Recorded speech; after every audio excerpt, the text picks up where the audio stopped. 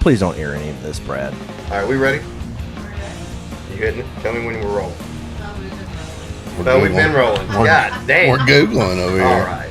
To nerd sports now, people. Exactly. Look out. Do you fear death? Oh, one of the greatest lines of all time. I've got a job to it. I've got a job to it. Kind of like whistles at him, and Dad looks over and the guy's going. And Dad's like, I got the fuck out of there. I was like, oh man, you didn't partake? I thought that was part of the mountain biking community, that y'all just went out there and had sex together in your tight shorts. But angrily making me 30 sides of red sauce.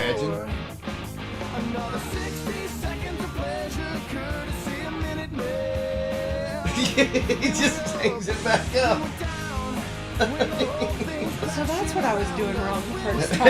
That's what you were doing wrong. Big Pharma's turning the frogs gay, and it's coming after your kids. And they're going to make them incredibly happy. Infowars.com. Listened to so much. Are you...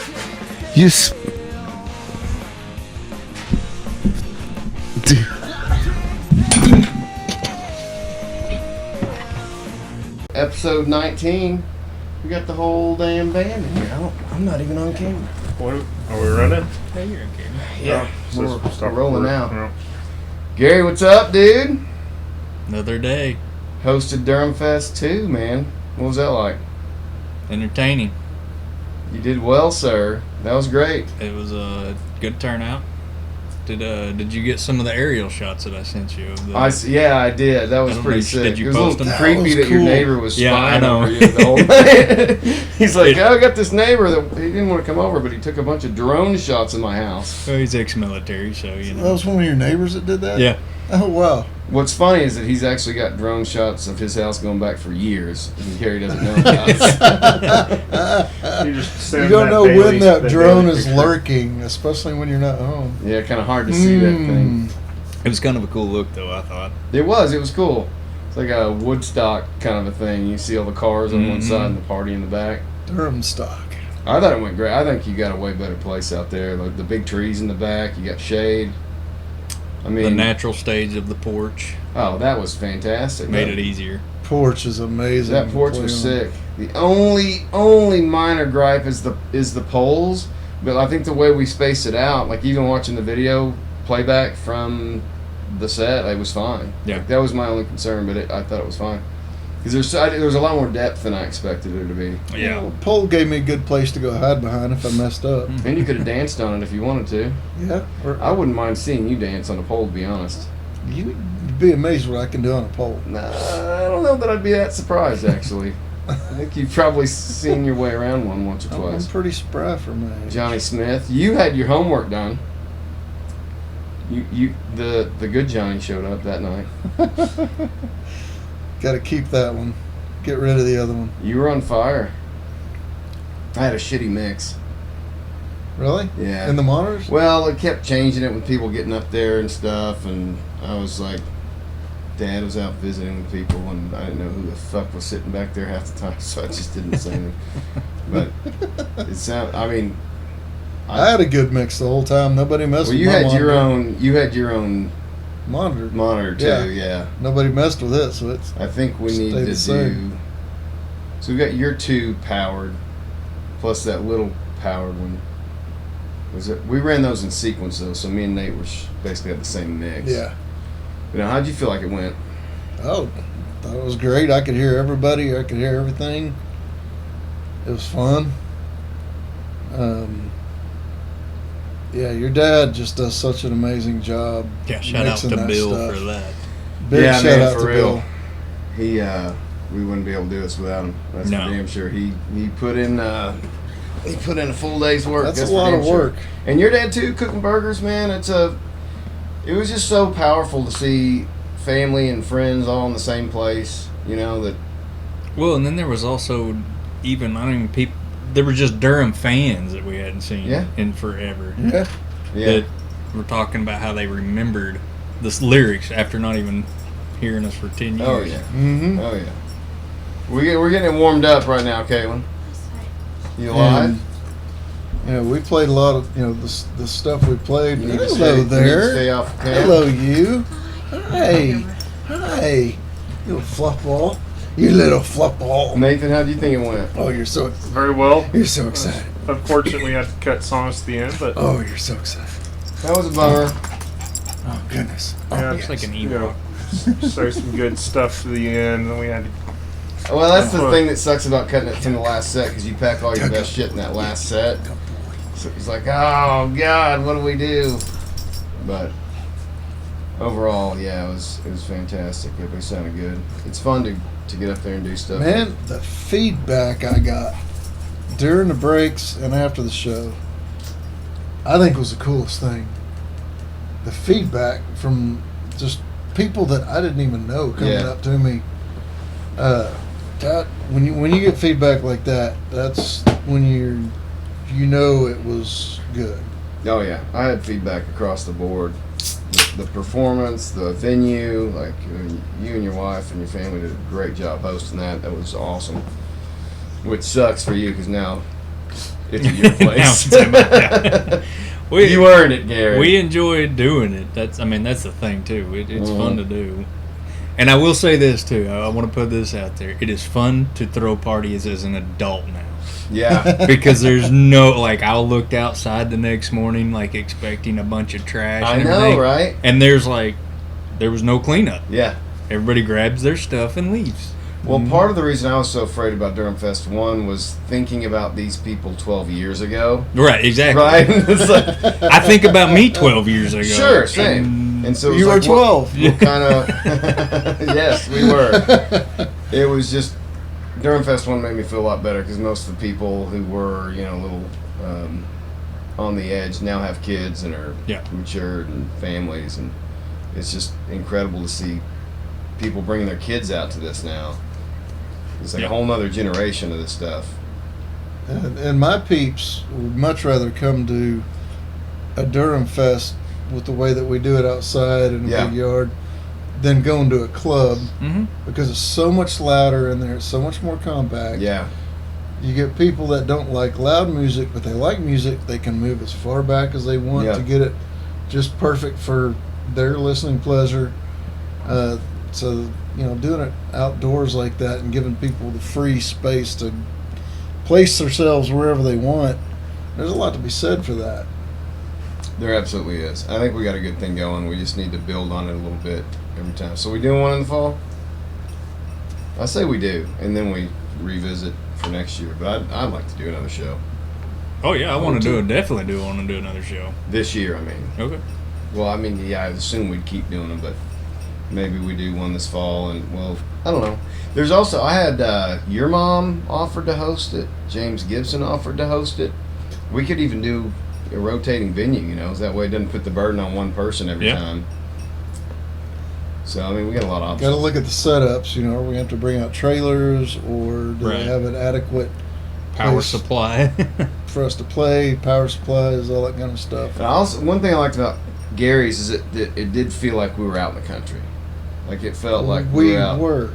Well, I know, but I was kind of concerned, like, it's going to be too far, but I think if you only do it a couple times a year, once a year, and it's an event, people aren't going to mind. Yeah, you invite. People travel to Little Rock to see concerts, and Right. if it's not just us they're seeing other people they haven't seen in a long time, members of other families, and it's a good community. I mean, it's just a good community of folks that we've known for a lot of these people for 20 years or our whole lives, just getting all in the same place, same time. It's magical, man, and it was a lot more fun this time. We had more time to prepare. We had knocked the rust off the first time, so I feel like that was a big thing. My voice was in a lot better shape. It was a better I practiced set. more for this one. Yeah, Admittedly. it was better all around. And those lights ended up being really sick. How you set them up facing. It worked out. They worked out nicely. Are you alive? Do you want to do this?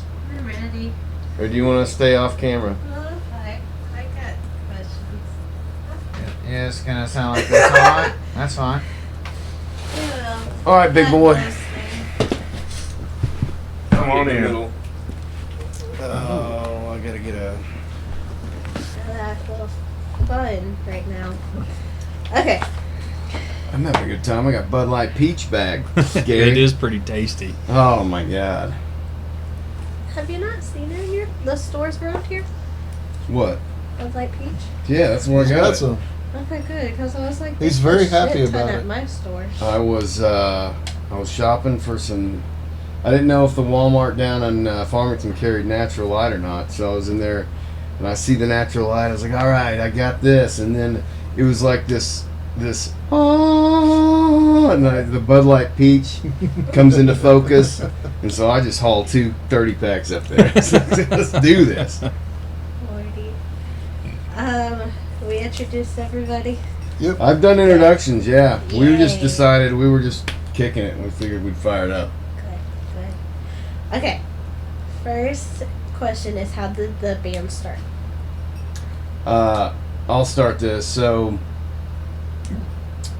I'd played in several bands in high school and I was in a band called Sober that had a management contract. We were playing after high school. We were doing some touring, open up for some national acts, and then just like anything in life, it was over overnight. Like it crashed and burned, and I had to start completely over from scratch. I met a guy named Greg Melton who was going to school down here. He played bass. We started a band called The August, and then that was kind of short-lived. We didn't really have the right fit and personnel, but him and I worked really good together. And so he was actually our bass player. He moved over to guitar. And so him and I were looking for a drummer. And then I'm glad we talked about this last time because it was Levi Rush, Right. Who I saw. I think it was at George's. Oh yeah, I'll tell that part. Yeah, of the you story. tell that part of was, the story. Was at George's, watching another band there that night, sitting at the bar, hanging out with a guy named Levi. Great dude. Haven't talked to him in a while, but he does have Levi's Lounge in Rogers. We'll give him Lounge, right? Gastro Yeah, the Lounge in Gastro Lounge. Rogers. You know, I owns work that. like seriously 20 steps from that place. I need to go in. You need to go. Is he ever in there? Yeah, I think he is. I haven't ate there in a while, but yeah, we'll give him a little plug there. Yeah, on that. a little It is plug. really good food and drinks, but anyway, sitting at the bar with Levi and talking with him, and Brad walked up, and I didn't know Brad at the time. Which is And- odd because we both. I mean, you went to Fairgrove, I went to Farmington. We knew a lot of the same people. A lot of the same people, graduated at the same time. Mm-hmm. And Brad was talking to Levi, and he said, "Hey, I'm looking for a drummer if you happen to know any." Levi's like, "Okay," and he's sitting there, and I'm sitting there thinking, "Damn, Levi, I'm right here." And then it finally like clicked in Levi's head. He's like, "Oh hell, there's one sitting right here," and that's how I met Brad on this deal. But at that point, I think the only thing we really had like to give you like on recording was August stuff. So Right. we gave you a disc of the August, and so Gary comes out and he jams with us. And when you try out a lot of different band members, you can usually tell within about 30 seconds if somebody's going to fit or not. Like it's pretty obvious. Yeah. Like this person can either play or not play. Sometimes you can even tell by the way they set up their gear. You know what I mean? Like I had a lot of guitar players come in that just did not know what they were doing. And Gary really impressed us. He blew us away, and it was like, "Hey, you want to keep this going?" You know, Greg and I were both really impressed. And at the time, the stuff we'd given him was August stuff, which was a lot more. So Sober was very hard rock. It was kind of a wannabe Creed kind of thing. You know, you're young and you're trying to emulate people versus doing your own sound. And Gary made the comment, like, "I like the songs, but like I want to do something a little more, you know, just rock and roll." And I'll never forget Greg's like, "Well, I've got a couple of songs I just got laying around." It's like, what? And so Greg busts out these 2 rock songs that he had laying there, and Gary was like, "Yeah, that's what I'm talking about." It was Downtown Living. No, it wasn't. It was Set It Loose and Hungover were his 2 songs. I was in such an embarrassed fume of a mood that night that I got shown up. I went and wrote Downtown that night. Is that what it was? So I wasn't going to have Greg Melton show me up in my own fucking house. So I wrote Downtown and Minuteman that night. And then that really got us going. And then we just started writing. And then, how'd you get into this shithole? I called him. Yeah, 'cause y'all are looking for a bass player, and Gary gave me a call. I knew him from back, and of course he's the youngster of the group. You were actually under 21 when we first started playing the Yep. bars, so we had to like sneak him into the bar some of the times. Yeah. You're what? What class were you? 02? 03. 03. You're Julia's class. Okay. Because we were all in our barely 21. Yeah, we were. Well, I was 21 when I met you. Yeah. Okay. So yeah, just babies. Yeah. So. Yeah. Nate was fresh out of high school, I think. Well, I was going to bring this up. Yeah, that was my freshman year in college. Yeah. You hadn't played with a live group before, really, had you? Like in a No. full band setting. Me and Nate were band geeks together, so that's how I knew Nathan in school. But I knew he could play bass too. We played jazz band together. You'd play jazz band with us.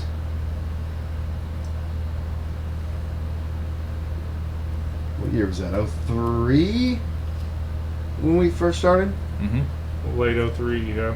So brought Nathan in, and Greg was still playing guitar, and we did a battle of the bands. No, it was. Where did you see us first? I'm trying to figure out. You opened up for Hunker Down. Okay. At George's, yeah. We opened up for Hunker Down at George's with Greg. But that was after Greg. Greg, you were without Greg. We were a 3-piece. Yep. And we Really? Did, I remember Yep. we did a 3-piece. We did do gig. 3-piece for a little while because we didn't have a guitar player. The first time when I saw y'all. But I did thought not you had have seen Greg. us. I thought you'd seen us before that. No, that was the first time I ever saw you Really? as a 3-piece. But it still sounded good. That was some interesting moments. I mean, I was impressed enough to ask Fred about you guys, and that's when Fred hooked. He was like, "Well, here's, Brad. Call Brad." I think he knew that we were looking for a guitar player. Yeah, Yeah, I mean, Fred and yeah. I talked quite a bit Yeah. back then, and yeah, I just remember him putting me and Johnny in contact. And I think you've told this story maybe on the first pod you were on, but we ended up playing the Battle of the Bands like immediately after you. Wasn't that your first show? Mm-hmm. Yep. Yeah, At George's, I came in, learned the songs off the EP, which was kind of your bass Yeah. songs at the time, and I think I was with you guys for like 2 or 3 weeks, and then we played that Battle of the Bands at George's, and the winner of that Battle of the Bands was the lucky That's band right. to be able to open up for 38 Special. Which we won. We were the And lucky we band. won it. We were. Yeah, And that's it was right. funny because I think Brad, we hit it off immediately, but I think when everybody got together, everybody's a little bit like, okay, this guy's like 75 years old. I think you're the only one Actually, I self-conscious think about what it. I No. was thinking was, this dude's out of our league because he Yeah. was shredding on the guitar, and I was like, what is he wanting to do? Play with us? I thought, In we all thought you were a honesty, pedophile. Let's I face was, it. I was. And Nate had a really nice butt Bless back you. then. Hey. Still does. What are you but, talking about? Have you you clenched it firmly lately? No, It's still there. that's good to know. That's good to know. Nate, we'll talk later. All Talk right. later. Um, You getting your nipples hard over there? Yeah, absolutely. It's easy to do on you. Doesn't take much Mm-mm. at this age. No, I was actually 35, and you guys were in your early 20s. Mm-hmm. And so to you guys, I look like an old. I was an old dude at 35. Isn't that funny to think now?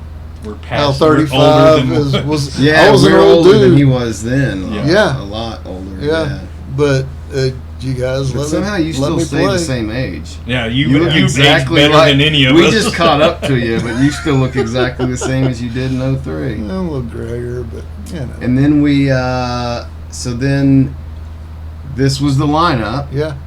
And then tell your part about going on tour with Luke. Was it Luke Strickland? Yeah. Yeah, I left for a few years just because I had the opportunity to go to Nashville. Never played country, but I sold out. Well, you had an opportunity to go on a national a national major label tour. Right. Yeah, I got asked to come audition for Right this. before we were getting ready to record Carry Me Home. So when we were doing the rehearsals for Carry Me Home, so we did an EP with Greg. So it was me, Gary, Nathan, and Greg. We went in and we did 6 songs, which was just the Durham EP. We didn't press it. We just were basically giving it out to venues to get booked. And then we were going to do our first album. So we were working up Carry Me Home. And so we would, I would record cassette tapes of us practicing, so we'd have the arrangements and everything down. And so Gary was on all those. And then, go ahead. I'd got asked to audition for a country guy named Luke Strickland, and it was kind of a big deal. Of course, this is all during Gulf War and all that stuff. And he had been a military guy and wrote this song over there, and kind of became a hit. And I got asked to audition to be his touring drummer, just because I knew the guitar player for him as well. He was the one putting the band together. He came out and jammed with us once. Yeah, Lyle was gonna. Yeah, he was gonna play with us for a little while as well. Lyle Parman. Yeah. He's still playing. He's a band called Slide Bar. He's Nice. still doing some playing, and he does a lot of the casino sound. He runs a lot of sound now as well. So He had some nice chops. I remember. he's got that. He's very good chicken picking. Yeah. Do you know the song Sludge would not have been written had he not been coming out to jam with us? I was trying to come up with something that had a little southern flavor to it. Oh, And yeah. I had the chorus already, but I was trying to come up with something, and just knowing he was coming out to play with us and wrote that song. So it's funny how things that happen influence something else. But yeah, we only jammed with him the one time, as I recall. But you went on that was Montgomery Gentry. I mean, you were on tour. Yeah, we toured with Montgomery Gentry, Little Big Town, Keith Anderson. I mean, we did a lot of. It was kind of just like Brad was talking about with his old band. It was a real quick shot up and then a quick ride back down. It only lasted a couple of years, which it was fun. It was a lot of fun, but it kind of fell apart, and then I got off playing tour with him, and about that time is when y'all started, just kind of lined up back up. So Gary has this opportunity, and he goes to do this thing, and we were happy. I was happy for him. I was like, shit, man, make it famous and remember us, It's like, just, do what you got to do. This is a hell of an opportunity. We were all excited for him. The problem is I just partied too much in between. Yeah, you were 21, 22 years old on a freaking massive country tour. Yeah. I mean, I'd love to talk to you about those memories sometime. I don't know if we really... I've got a lot of pictures. I'll have to bring them. I remember when you first came back, you told me some stories, and it sounded wild. The party bus, that Montgomery Gentry party bus and stuff. The Jim Beam bus. Yeah, the Jim Beam bus. But then you knew Charlie Russell somehow. Yeah. How did you know him? That was kind of my first live. We were playing with church. We played church together. I was youth group, church band. Played drums. I played bass. Just about the only other drummer I knew at the time. Which worked out because Gary leaves, and we'd already been working up Carry Me Home. I think we already probably had some time booked. And then Nathan just comes out of nowhere with this drummer, and we're like, well, yeah, sure, let's try him out. It's the only option we got, and the guy came in and was good. We gave him Gary's tape. So Gary wrote all the drum parts for Carry Me Home. We had them recorded. We gave them to Charlie. Charlie just learned Gary's parts. We go in to record Carry Me Home with Dwight Chalmers at Listen Laboratory off of Maple. And Charlie did a great job, doing what he was there to do. But then, right toward the end of recording, Charlie he moved, didn't he? Moved back home. Went to Little Rock or something, didn't he? Yeah. Or somewhere down in Central I Arkansas. thought it was Texas. Well, I don't know. That was Austin. Yeah. Was it Austin? Yeah. That's where he currently is, I think. Because he ended up showing up at JB Hunt a few years ago when me and Nathan were both working up there. Just out of nowhere, he showed up working up there. But so he records the drum parts, but then toward the end of the recording, he leaves after his parts are recorded. They're not mixed, and then and we've got a CD release party already scheduled, and we're like, what are we gonna do? And then Gary calls out of nowhere and is like, hey man, what? I think you had initially called and when you got back and Charlie was still around, but then I called you real quick and was like, hey, he's gone, can you come back? And you mixed that. I remember you mixing the drums for Carry Me Home. So you were all still. Yeah, that's right. You were still doing some of the mixing. Yeah. On that. So you got to put your stamp at least on the way they sounded and get them mixed properly. So that was that was that. And then we did, after the CD release party, Greg had set up a studio in Claremore, and we took the original Durham EP and decided to turn it into a full album. So we had a few songs that were probably would have been for the next album. What did we do on that one? Loaded would have been on. Yeah, Loaded Chance, Firefly. So we basically went out to Greg's with Johnny. So it was really all 5 of the original members, and did 6 songs out there with Greg. And he played some keys and produced it.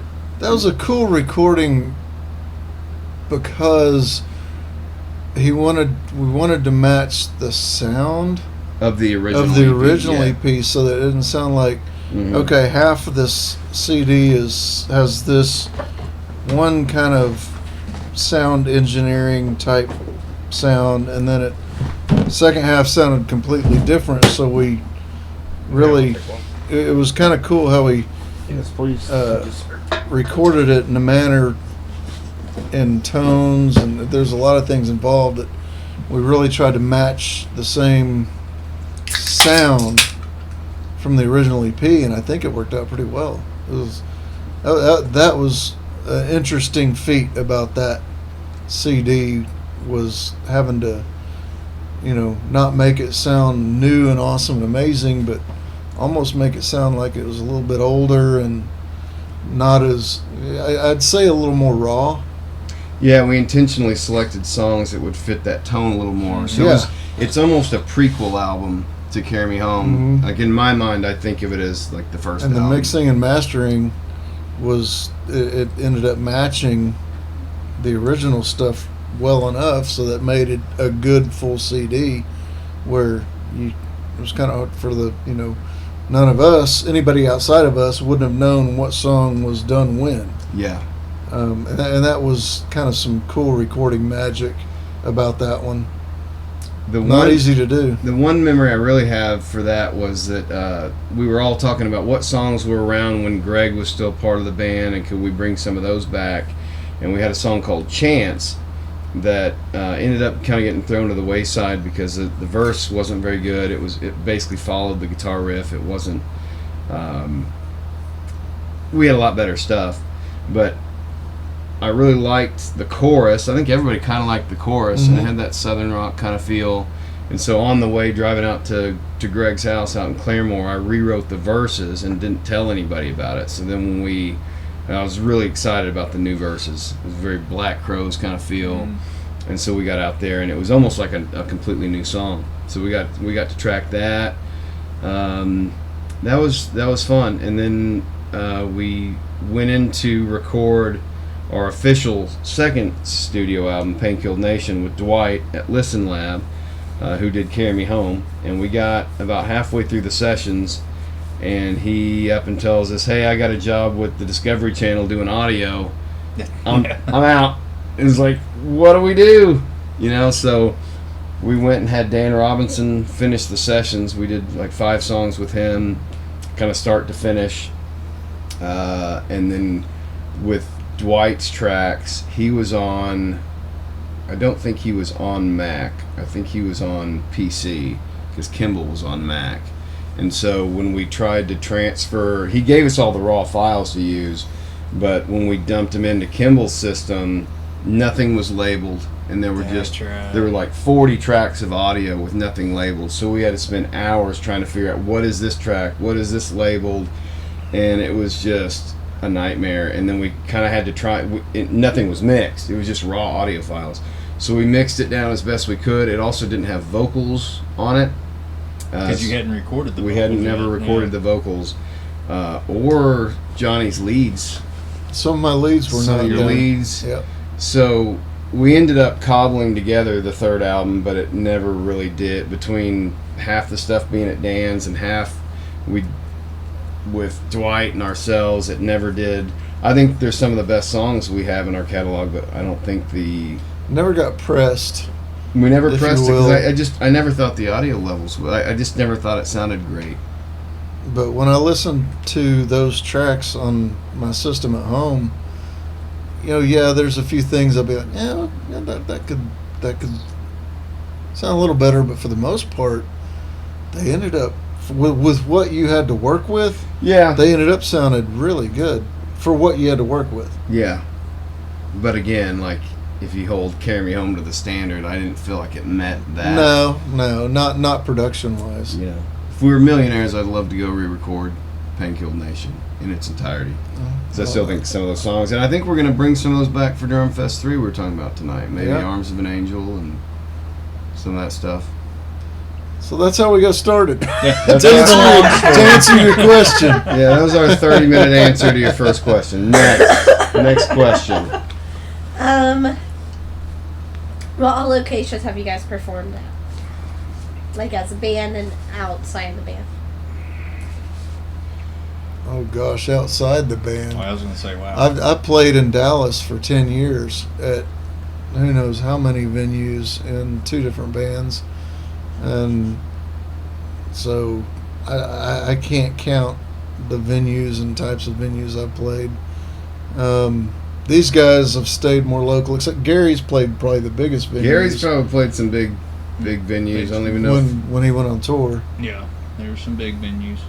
But together, as this core group, pretty much what we've done is been just local. We have played the Amp. That's when we opened up 38 Special.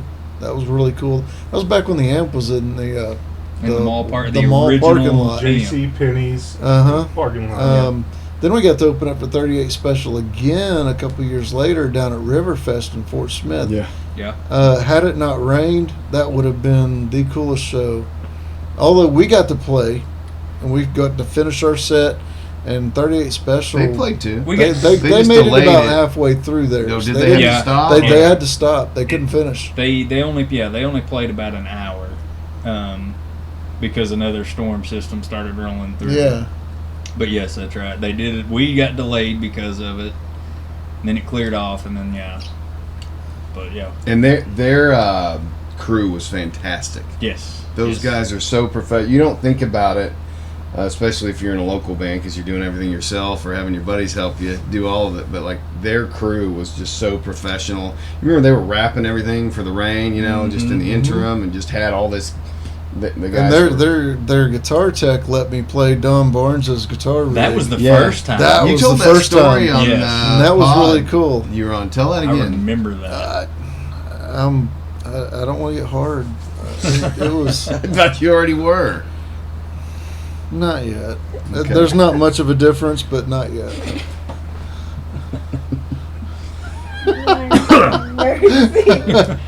Just kidding. But as far as when we started playing back in 03, I mean, we played pretty much every venue there was to play around here.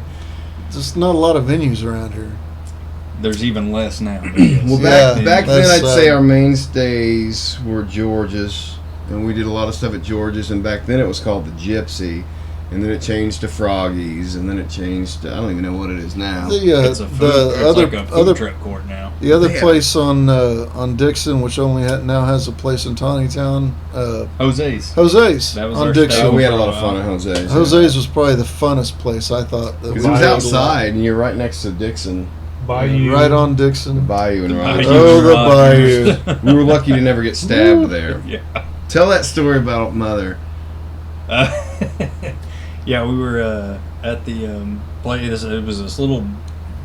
I don't It's even a want to dive call it. bar. I was going to say I don't want to call it a dive bar though, because I don't know if it was a. It was more of a pool hall. Pool hall that had bar. live music and food. They'd have live music, and we always went over really well. There. Yeah. That's why we kept playing there. And it paid well. They paid us well. But we had to play like 3 or 4 hours. Like it was Yeah. a long Yeah. night. It was a but full night. It paid well, and we went over. But it was in a strip mall up there in Rogers, just off of Dixie. Dixieland. yeah, I was right on Dixieland. And we kind of pretty much became a staple there as well for a while. But we were playing one night, and we'd seen the dude. All of us had seen him over in the corner. Obviously had a bad week, bad night, something. Looked like he was depressed. Sitting there with his head down the whole time with the beer, until we broke into Danzig. And that dude lost his mind. Oh, dude. we decided that, well, Guitar Hero was big. I think that's how we ended up covering it, because that song was on Guitar Hero or Mother. something. Was it? Yeah, I don't know. Mother. So we started covering Mother from Danzig, and that dude jumped up out of that off that bar stool and come out there just losing his Front mind, row, just dancing, right in front, just head banging. rocking.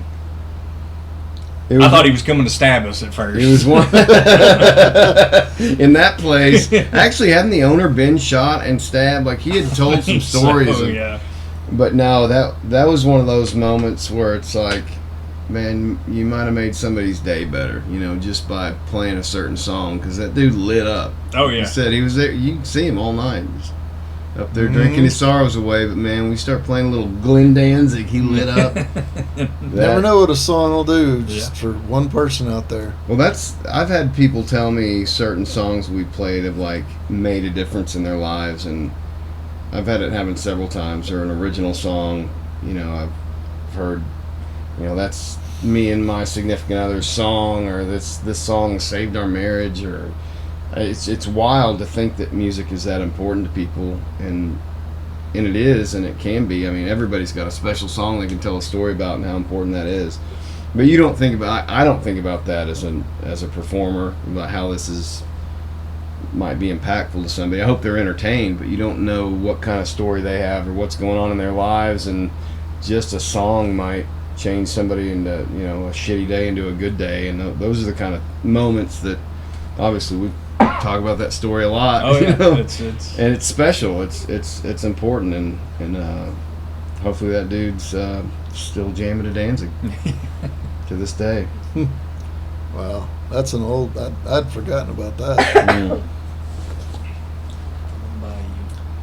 Next question. So, what was your favorite show to perform at? So, like, was it that place?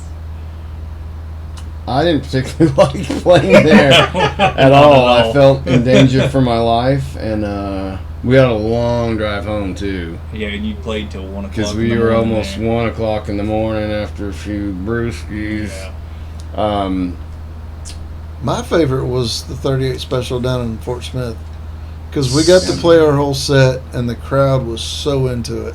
And it was a big crowd. See, and I thought the original time, the first time we did for 38 Special, I think was That went over well. Playing because the we also amp got to was- go. We got to go on KK and do an interview. But I wasn't froze did up. we? For me, Yeah. I was froze up at that one because I was just standing there trying to remember what we're playing, because I'd been in the band for maybe 4 weeks. That's right. Whereas the one in Fort Smith, at that point had been in the band for 2 years, and I was relaxed and I could just be myself and not have to worry so much about remembering what I'm playing. I could just play, and I myself was a lot looser that one than that one. So I think we all probably have a different show that probably, we yeah. like the best. That was mine. Nathan.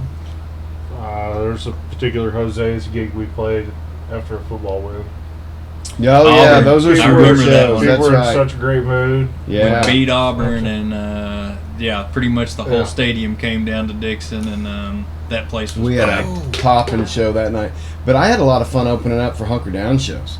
Those were good. Because those guys were the biggest cover band in town for a long time, and Yeah. obviously, you were friends with Freddie. I knew Freddie. My dad knew Kyle, so it was awesome to open up for those guys, and then get up on. I think you got up and jammed with them some, didn't you? I know I got up and did a number or two with Kyle, and Gotten up with them a lot of times. they just had such a fun party atmosphere, and even though it was their show, opening up for them introduced us. Got us in front of a lot of people that might not have seen us otherwise. So that was a really good opportunity, because they would just have massive crowds, and so that was fun to be a part of. But honestly, this is something that goes back to meeting Nicole Bynum. She told this story. If you'd asked me, a year ago, what's your favorite Durham memory, I would have dug down into what we had done before. But somebody had told Nicole. She had gone to prison and had lost her job as a radio DJ and all that stuff, and she was asked, when did you know you were done?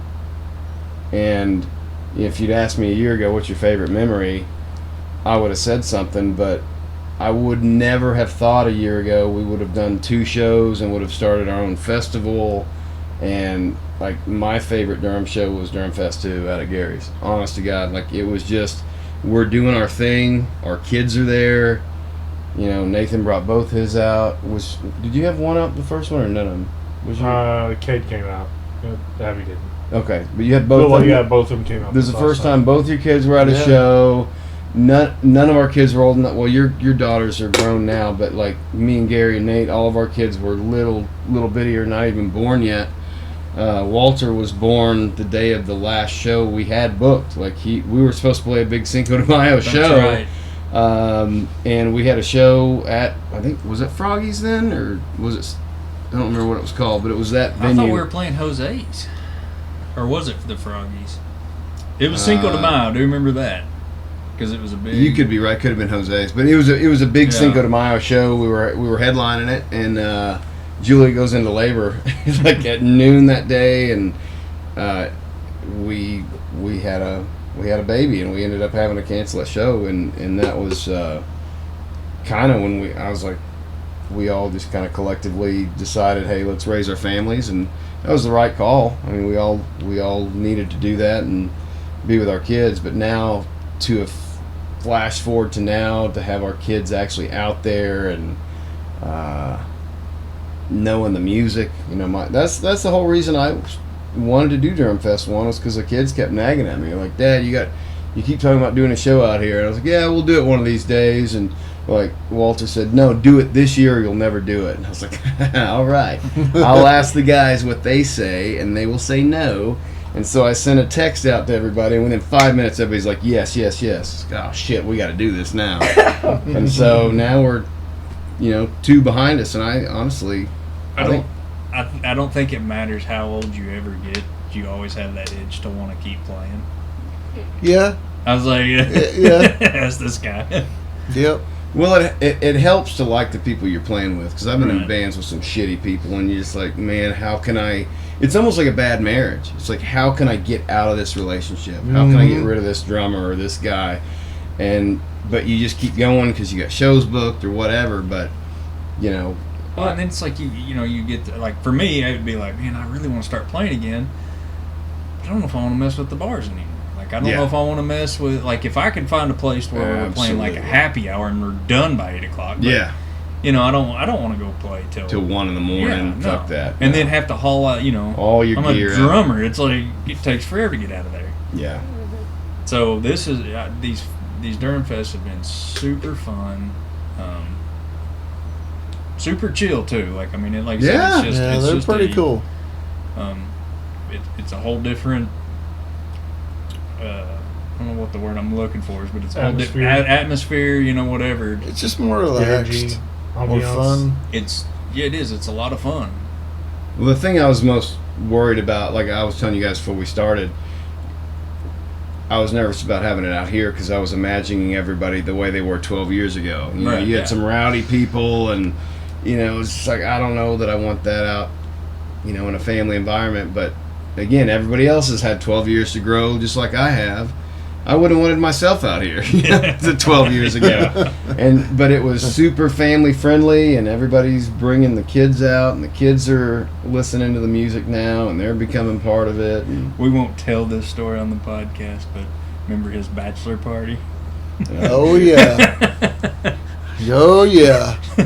That Brad come out. That hat. You can tell it. The hat. I don't care. Remember the hat? Yes. And then there was the tea bag. And then the tea bag. Oh, yeah. That was a tea bag. The funny part is you and me walking in. Like, we opened the door to that. That's the best part of the whole story. All I remember was, because if I recall correctly, we had gone to Tulsa to eat at Casa Bonita. Like, that was the whole reason for going out there. I thought it was just good in Tulsa to go to the bars, like, for your bachelor party. No, I would have just done that here. We wanted to go to Casa Bonita, and then we get out there and it was closed down. Like, I don't know how long it had been closed down. Like, that's the whole reason we went out there. Well, you guys had gone. Me and Johnny came over later, because I think maybe both of us had to work or something. You and me drove over there later that evening, because we didn't get over there till like 5 o'clock or something. Yeah. They were all already over there. Probably work. I just remember I get real belligerent when this is why I don't drink hard liquor anymore either. But I just remember I remember nothing up to this point and very little after, but I remember them telling me they wouldn't serve me anymore because I was too far gone. And apparently I threw a bottle. Yeah, you At chunked the the bottle like. Chucked the bottle at the back of the bar and maybe hit a mirror. I don't know. I was escorted out. And then There was glass breaking. And yeah, there was some glass breaking. You and I rode back to the room together. We got a taxi. I stuffed you in a taxi. Yeah, And you we- stuffed we me. went out. You want to put it that way, yeah. He stuffs me in a taxi. We get back to the hotel, and my buddy Jay Steinbrenner is already there and is already asleep on the floor. And Big mistake. that's where the tea bag came in. Well, and that had, I don't know what you guys did from that time frame, because me and Johnny stayed at the bars. Like, we were like, well, we're here to have fun. Yeah. And you Fuck were, that drunk asshole. We're going to continue. Nate had a hold of you, and you guys were going back to the hotel. Me and Johnny were like, all right, We're in Tulsa. We're gonna party. We're in the mecca of entertainment capital of the world. We're going to have a good time. So we come back late, later. It was late, and no kidding, we walk in the door as you are doing it, and I can still picture your face because we open the door and you're looking down as you're squatting down, and then you just look up at us and go, First smile on Brad's face in 3 hours. It's amazing what brought him joy that night. yeah. Yeah. I never would have thought it would have been that, but it did. That's what I walked into that room that night. That's a disturbing memory. Yeah. Oh, it's ingrained in my brain. That's something you can't unsee. No. No, probably not. That was 16 years I ago. know. Kids who were born that night can drive now. Oh, yeah, that's That's crazy. wild. Did you get married the same year that... You've been married longer than 16, haven't you? We got married in Maybe we did get married. 08. Okay, then yeah. Y'all were early, and yeah. We got married March 29th, and you got married a few May. months later. Yeah, May. that's right. Yeah. So it is, it was right behind. Because you had Joe Giles' band play at your wedding, Yes, right? yeah. So we had my dad's band, the Basics, play at ours, and then we got up and did a song or two. Yeah. Mhm. And then you had Joe Giles, and we got up and jammed Yeah, we did a couple songs too. for a minute. Yeah. Yeah. It was fun. What happened at your wedding? Who played? I know, did me and Scott do a song at yours? That was Nate's. Or was that at Nathan's wedding? That was Nate's. I don't remember. No, we didn't play, but you had you had didn't Brad me and Scott play at your play. wedding? And nobody played at mine. Oh, at the actual service. Yeah, actual service. I remember me and Scott did something for one of y'all's wedding. Wasn't It was mine. Nate's. I It was remember. Nathan's? Yeah. Yeah. What's funny is I was talking to Scott recently, and I was bringing up, him playing with us before the break, and apparently he only played the one show with us, the Battle of the Bands at the fair. I thought he had played several of the last shows with us. No, because that was like one of the last shows we had done too.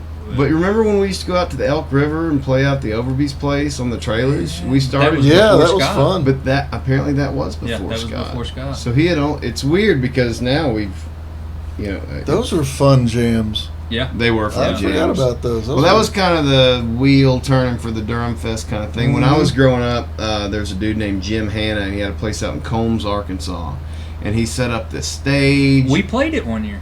Did we play at Your Hanna dad? Fest? Yes, because I thought that they called it was it Hannah Fest? it was called Hanna Fest. Yeah. Yeah. We played it because the Basics, your dad's band, the Basics played, and we came and played a little bit as well.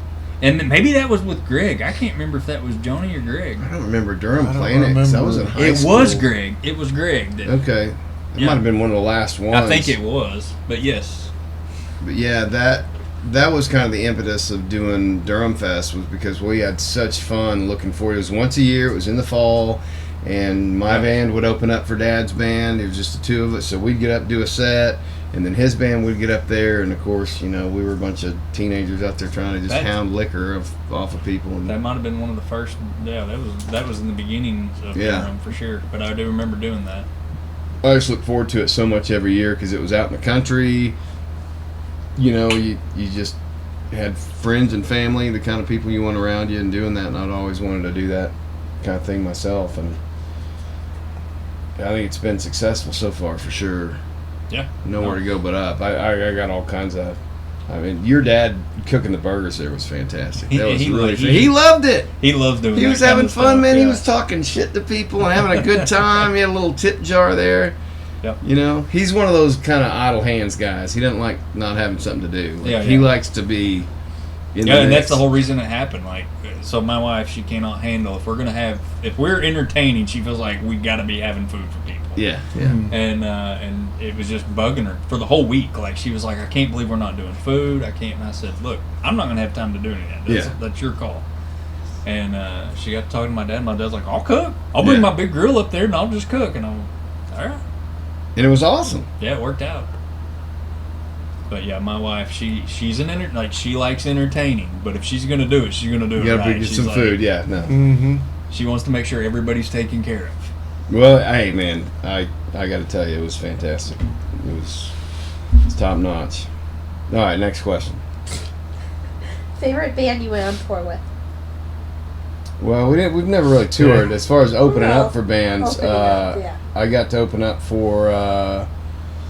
So when I was growing up, the Nixons were huge around here, and when they broke up in the late '90s, Zach Malloy, their lead singer, started a solo group, and Sober was playing at JR's Lightbulb Club a lot, and we were pretty regulars there. So we would get, there were 2 or 3 pretty big hard rock local bands that would kind of get the opening spots for the national acts that would come in. So we got to open up for Zach Malloy, and then I got to hang out with Zach after the show, got to meet him.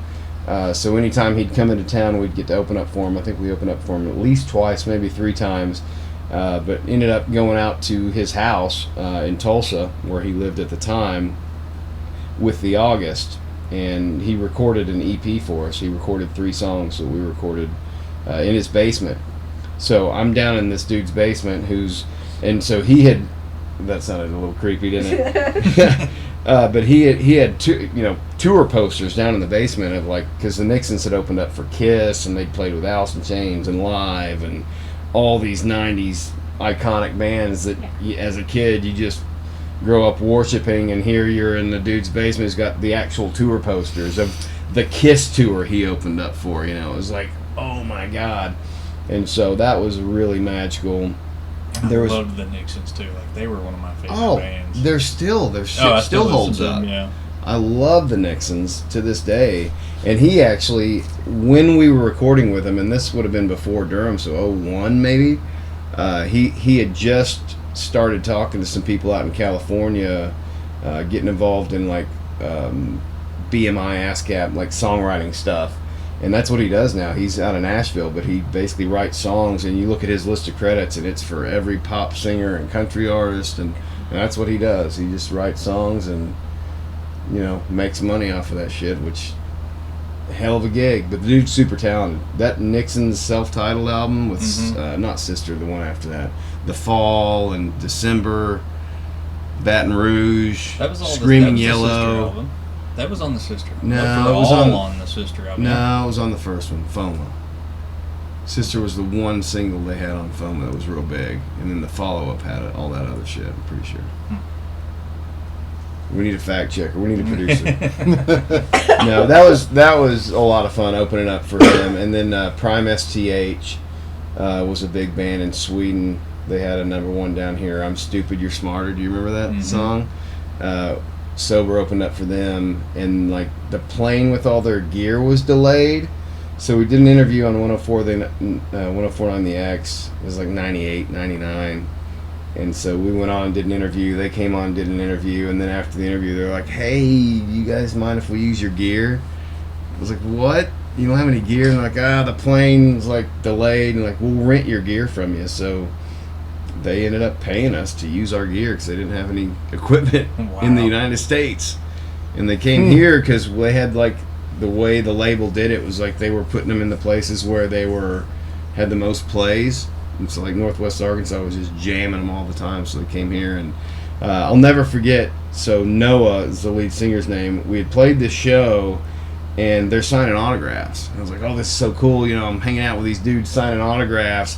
And this lady probably 65, 70 years old comes up. She's like, I want an autograph. And she just pulls her tank top down and these two flapjacks flop out.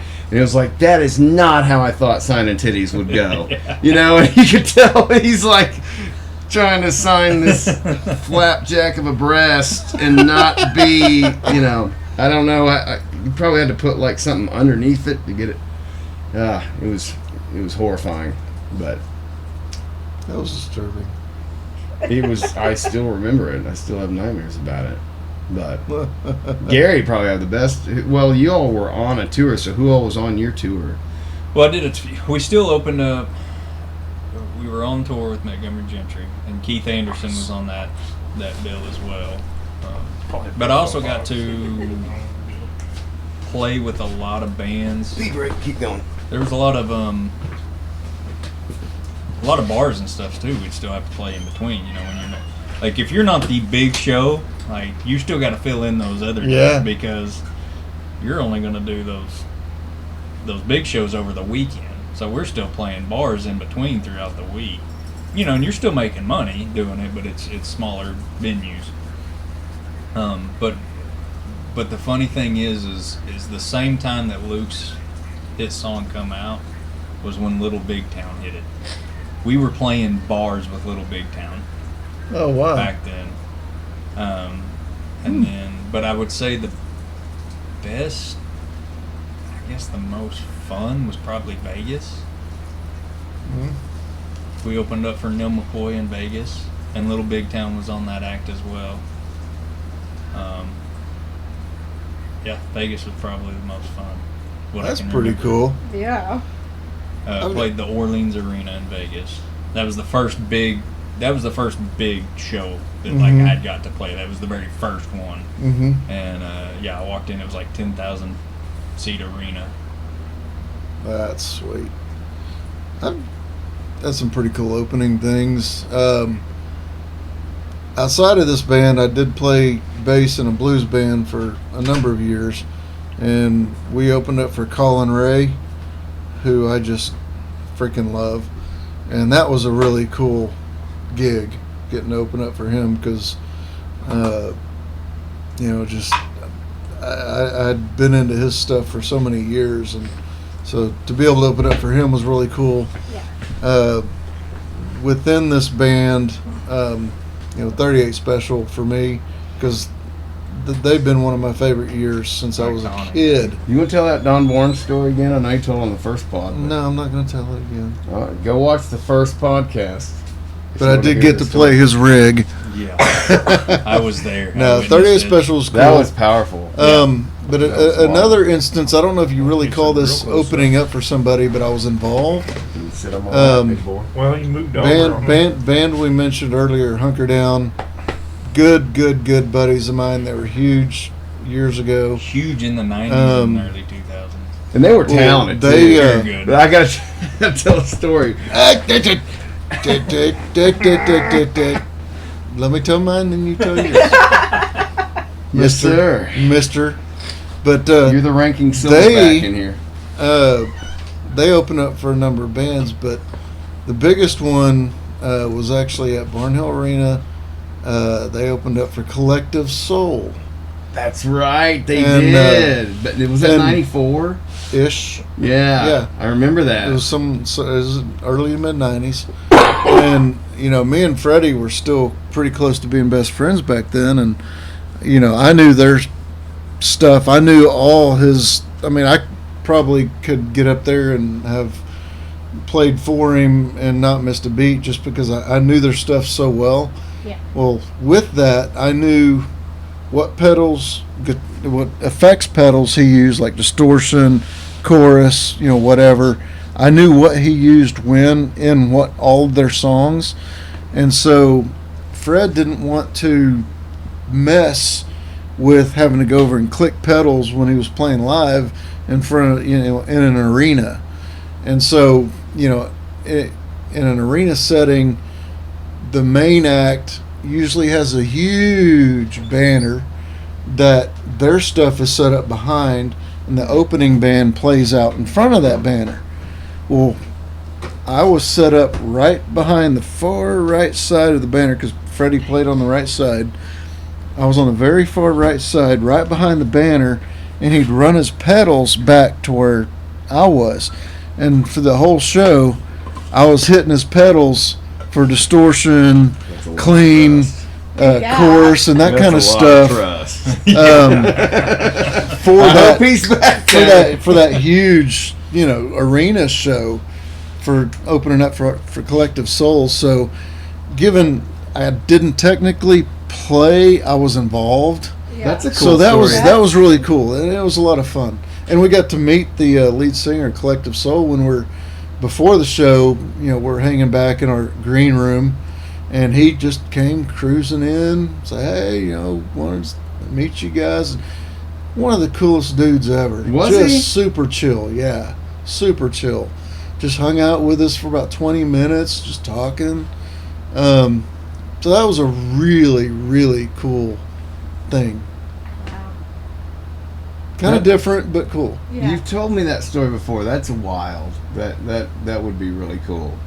That's a lot of trust for Fred, though. Like, I don't know if I'd trust anybody to do that. No. Well, You know what I mean? I knew their stuff. It's and like I asking knew me their to be stuff, like, and- ask someone to hit that cymbal when it needs to be. Right. Yeah. No, But, no less but important. Fred let me do it. He actually asked me to do it. That's funny. He's like, "Dude, I don't want to mess with my pedals. Can you run them?" I was like, "Sure," and I did. Wow. Didn't miss a beat. How were they? Collective Soul. Freaking awesome. Yeah. They sounded just like their CDs. And Yeah. that's always They were awesome. When you go amazing. see a band and they sound Yeah, just like you're listening to the album. Because after Collective Soul, or after Hunker Down was done, we got off stage. I went out, and there was a big group of people that we all had seats, and we got to watch it from there, and they just sounded amazing. Was that after their second album had come out? The one with like Smashing Young Man and Gel? Or did they only have the one album with Shine on it? Because it was. Shine Remember? was kind of their big song. Shine and what's the other one that we used to play that's a little bit more mellow? World I Know. World I Know. So that was out. That was Yeah, on their second yeah, album. yeah, yeah. Okay, so they were. Yeah, that would have been peak Collective Oh, Soul. it was probably 95 or it was 96. amazing. Actually, yeah. So yeah, that was really cool. I do gotta say one more just because it's iconic. Playing the CMA Festival, the Allman Brothers at the CMA Festival. You don't think of that.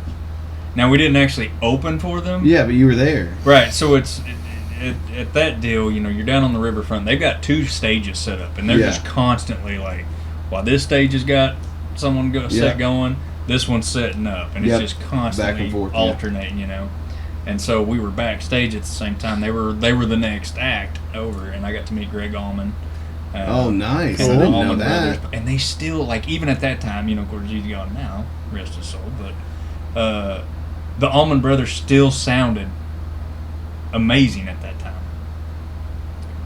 They were awesome. And been doing it for years and years.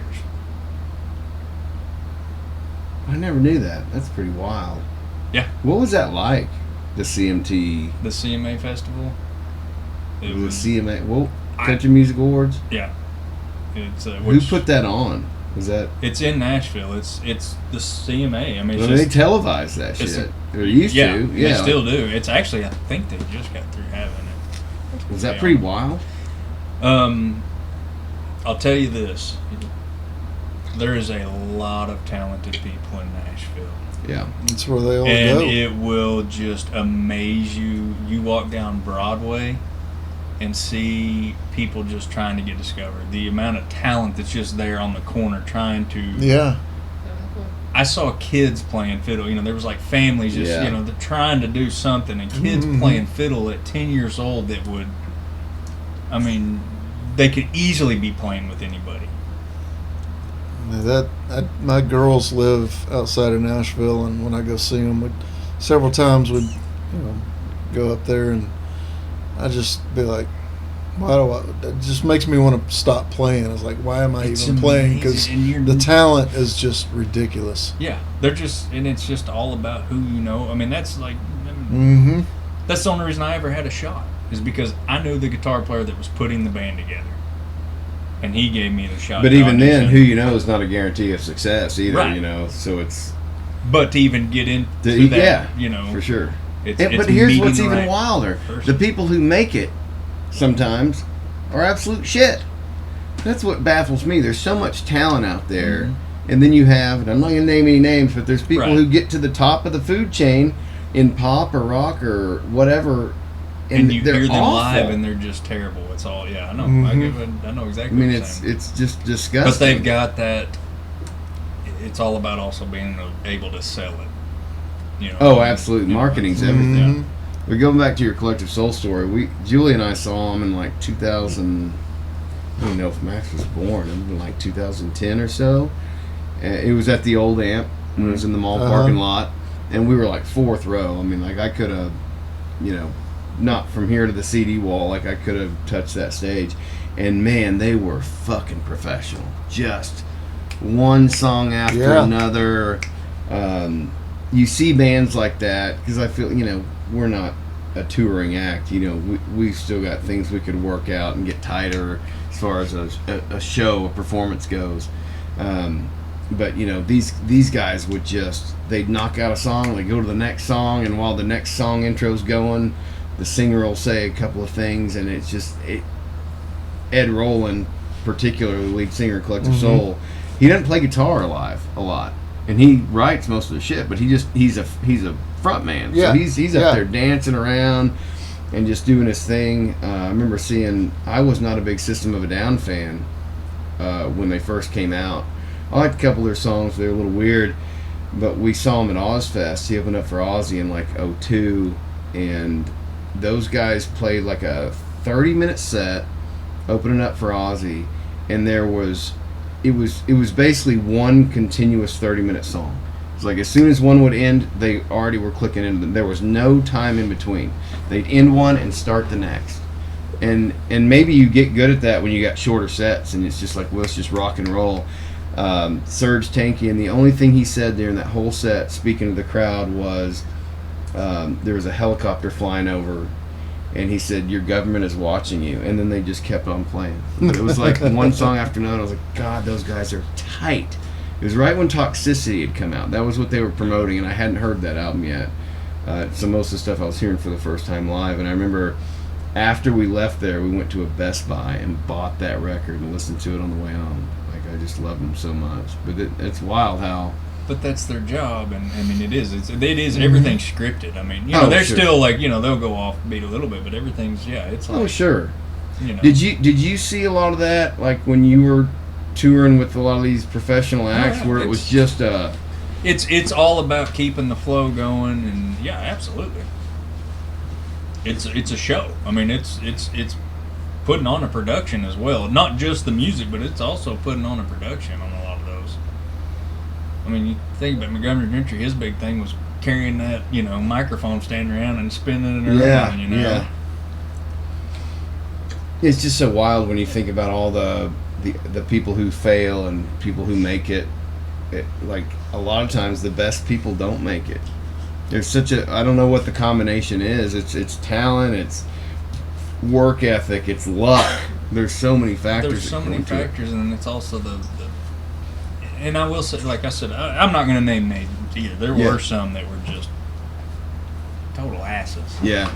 That you wouldn't want to be around. Right. But for the most part, those guys, they're getting to live their dream. Of course they're happy. Yeah. You know, I mean, they're Montgomery Gentry, some of the most down-to-earth guys you'll ever, like. You told me that before. They were just it's wild. Fun. They liked having fun. Yeah. And they're, you know, I like her playing rock, but I'm still pretty redneck, you know. Yeah, it's a weird world to be in. Yeah. And that's kind of the way they were. Like, you know, Troy Gentry was a big hunter.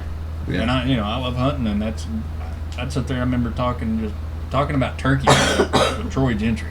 That's a cool story, man. It's wild. Yeah, they were fun people, man. But even though it didn't work out, like, you still have some pretty sick memories from doing absolutely. that. You know, I wouldn't trade it. For anything.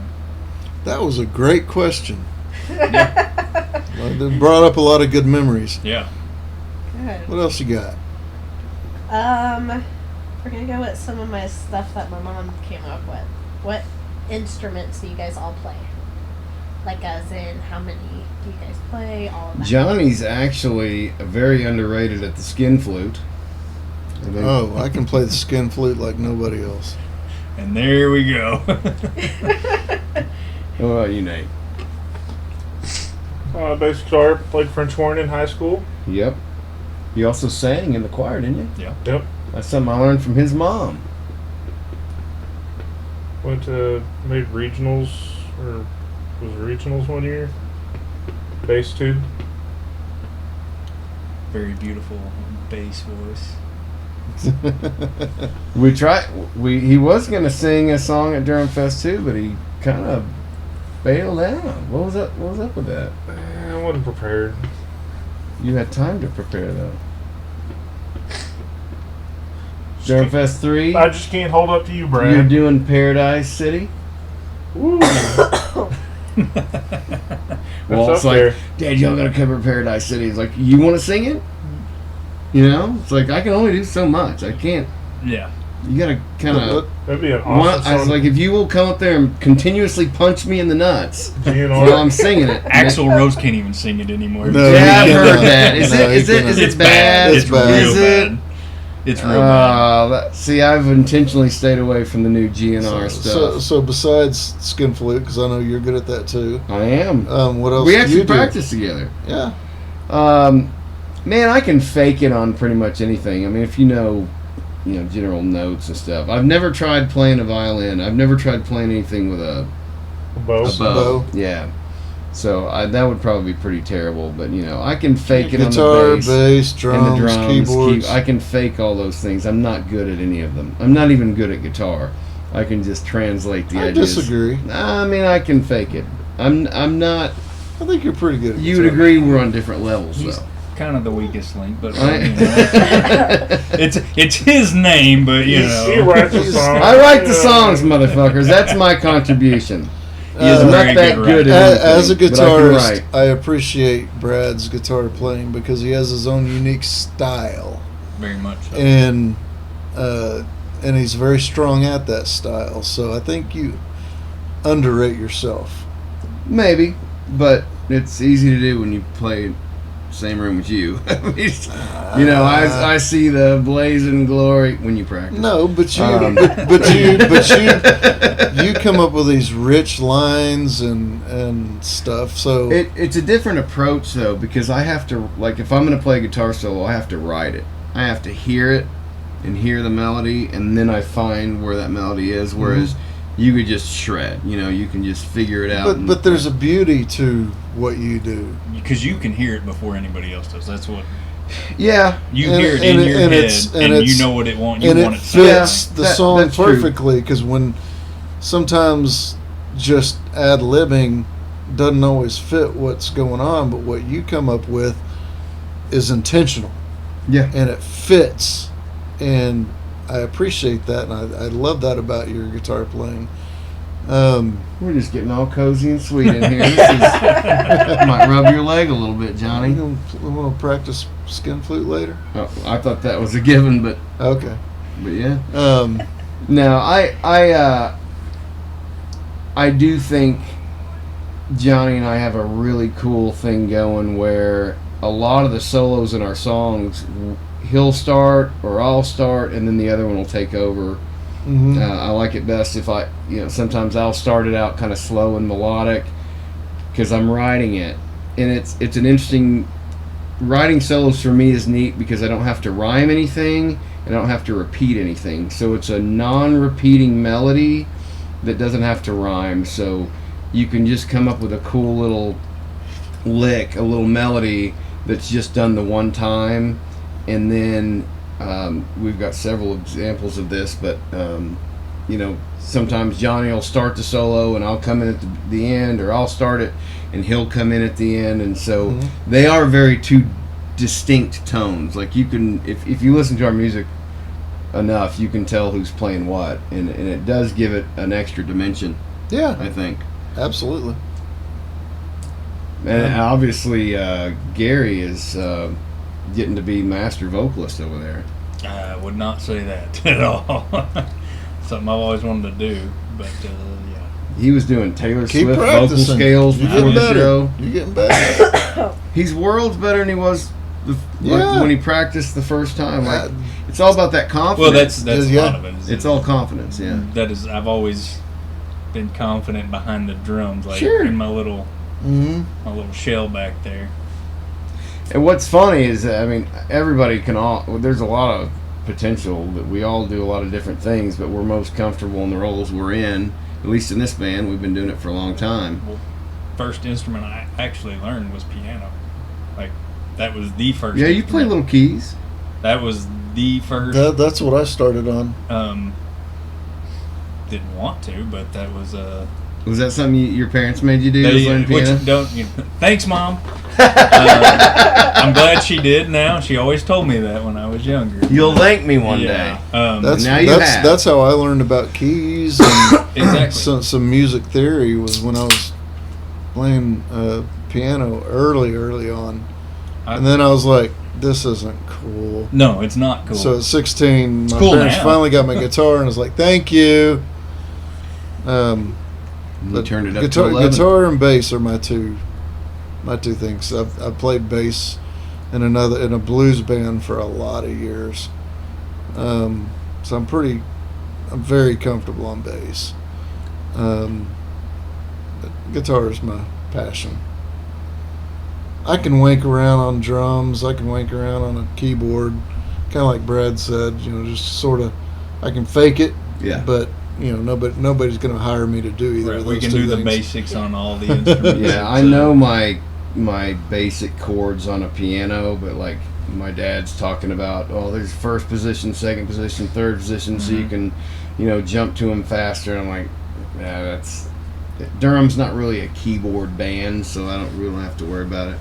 But the cool thing is about all of us is that we all know other people who are in different musical spaces. So, if we needed a keyboard player or somebody, especially with meeting Emma Mann, she has such a wide range of things she can do.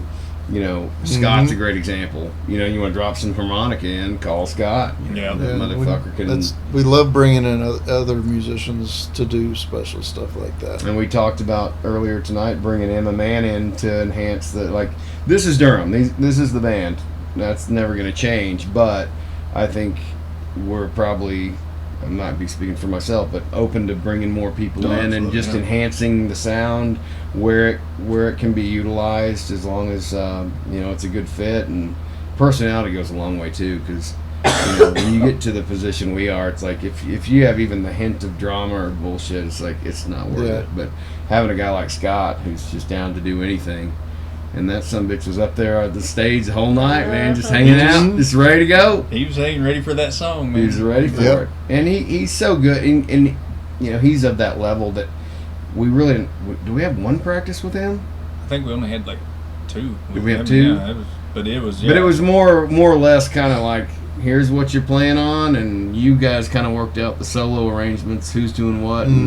But it just didn't require, when you have somebody of that skill level, it didn't require a lot of time for them to prepare. They're good enough to just come in. What, did you only practice with us twice? Yeah. That's what he said. I mean, I was that's thinking crazy. once, but once or twice.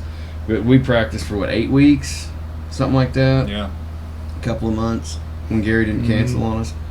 But he had some excuses. He had the hurricane. Or not the hurricane. Tornado. We don't have hurricanes up here. That was a bad deal. That was a real bad deal. Y'all on the back side of that, or you still got a bunch of...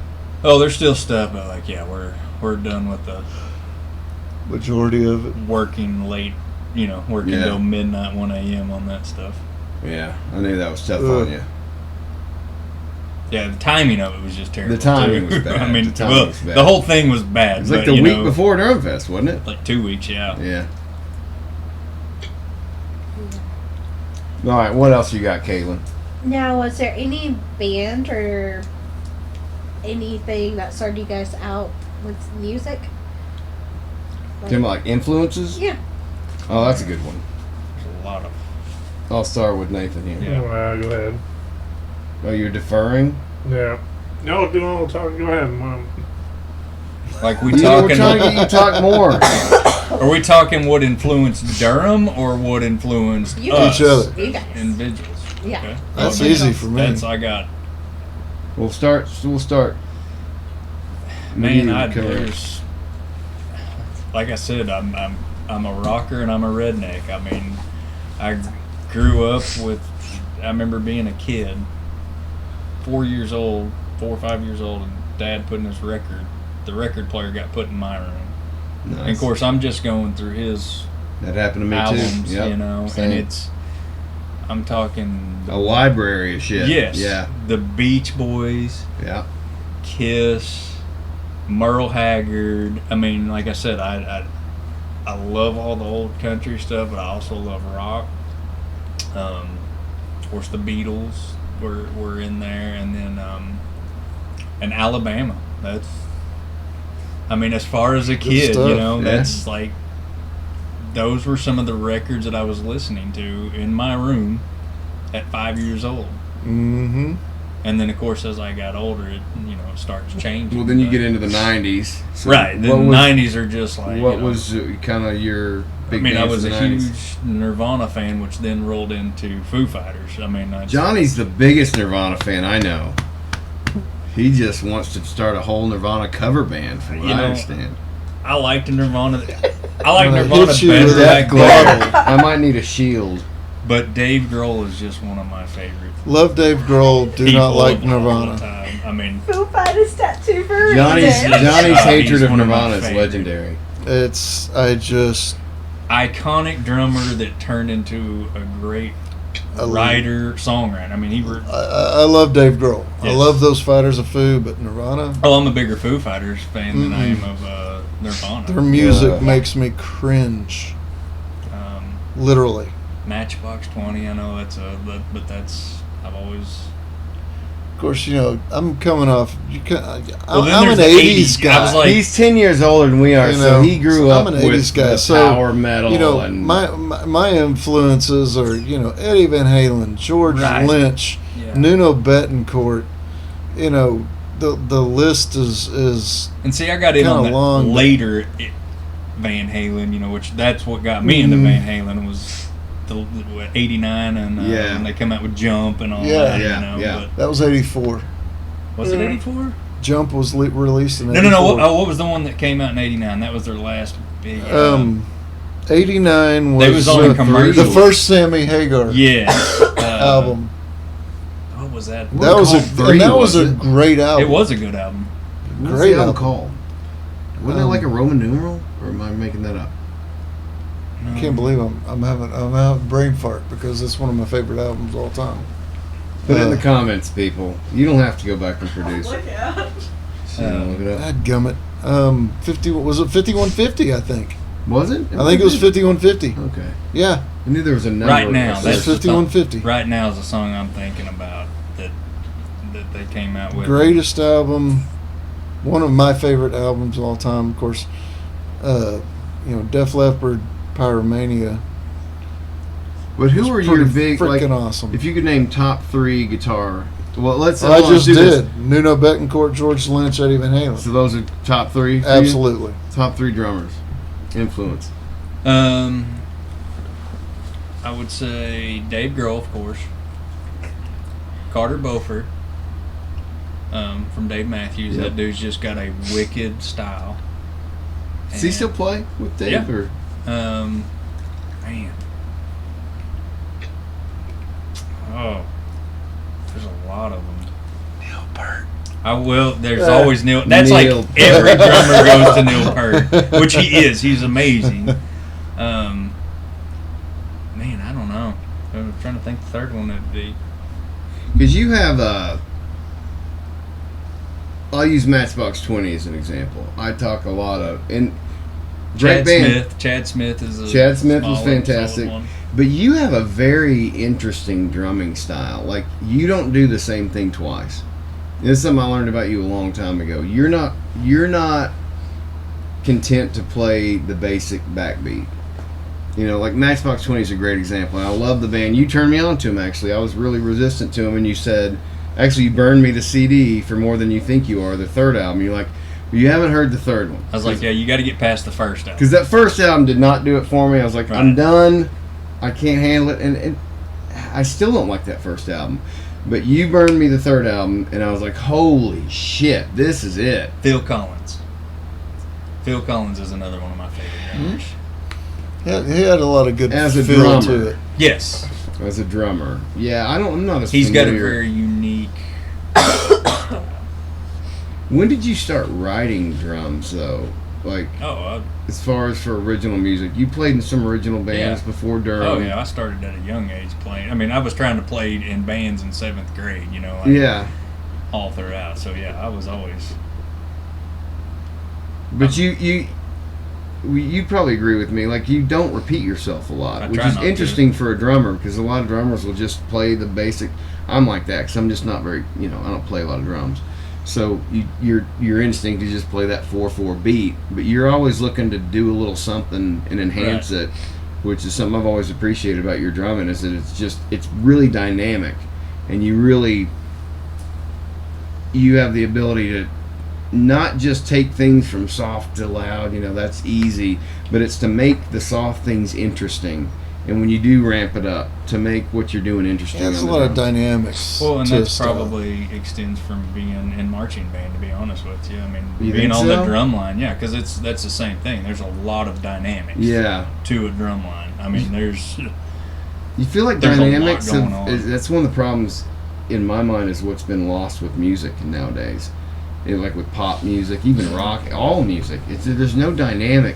But if you grew up listening to like Led Zeppelin, I mean, they would take you on a journey. Right. Mm-hmm. Or they'd start you off slow and then ramp it up and then bring you down, and like there was just so much. It was just a roller coaster. Well, and that's, I did concert band too, so it was like playing timpani, and it was playing all these different percussion instruments. There's dynamics to everything. You can't just go nuts on a dang timpani, Right. Do you remember when we were working up, what was it? It was a song by The Who. It might have been Bob O'Reilly. Mm-hmm. But you had pointed out, I don't know if it was that song, but you said like during the verse Keith Moon's going nuts, and then during the chorus he just comes into the pocket. Was it that song? Yeah, probably. I mean, he's got a very But he's such a wild man. Like he would kind of invert some of the expected things. Was he an influence at all, or? No, because I didn't get into the Who till later. I got you. There's a lot of, and to be honest with you, another one.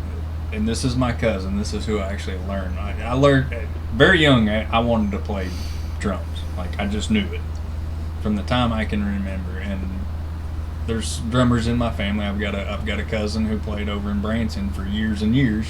Made a career out of playing Branson shows.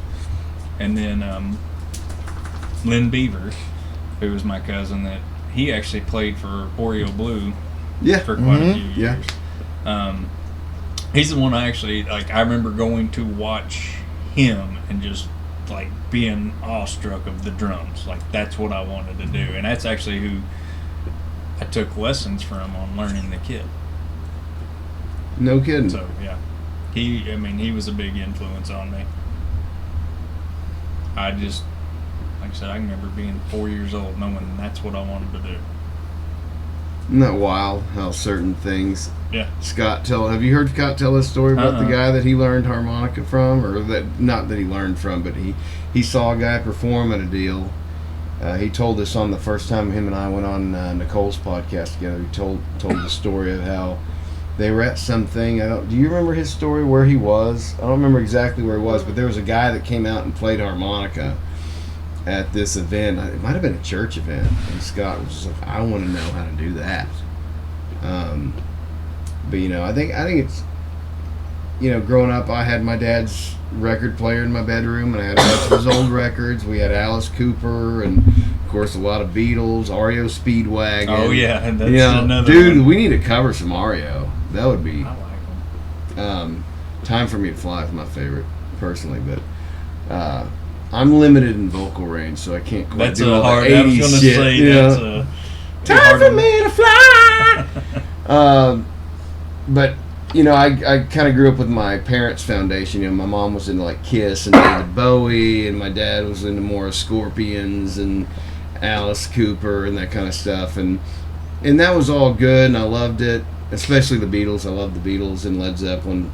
Like, if I could boil everything down to two bands, like if you could just give every kid two bands to listen to, I would say Beatles and Zeppelin, because you get your melody and you get your dynamics. Like, cut everything else out if you only had two. That's what I would say, because the Beatles had just such a mastery of melody. And, I mean, you can sing along with every verse, every chorus, every bridge. They've just got hooks endlessly. And then Zeppelin just had the riffs and the power and the drumming. You listen to a song like Black Dog where the band's playing in 5, but he's playing in 4. Bonham was insane. And it was just nuts, the kind of stuff they were doing. And we've gotten less creative somehow since then. Yeah. And probably lazy. I mean, that happens to me too. It's like, oh, just... I remember as a young songwriter, I was always thinking, what can I do different? What have I never done before? And then at 40, it's like, what's comfortable, what's familiar? I get it why bands start to suck, because you just get lazy, and you're not thinking about what's something that nobody's ever done in a song. What's a riff? What was the last popular song you ever heard that had a key change in it? Nobody does that anymore. Ghost just did it. You heard the new Ghost song? They Like changed the brand key new? in the end. Yeah, like came out like a week ago. I have not heard it. Oh my God, it's a masterpiece. But then when I started getting into music in the 90s, it was, Beck, Collective Soul, Smashing Pumpkins, Stone Temple Pilots, Soundgarden, Pearl Jam, Nirvana. And I love Nirvana because I was I was 10 when Nevermind came out. So I started playing at 13, and their shit was easy. It was a good way to get into guitar. Exactly. I know.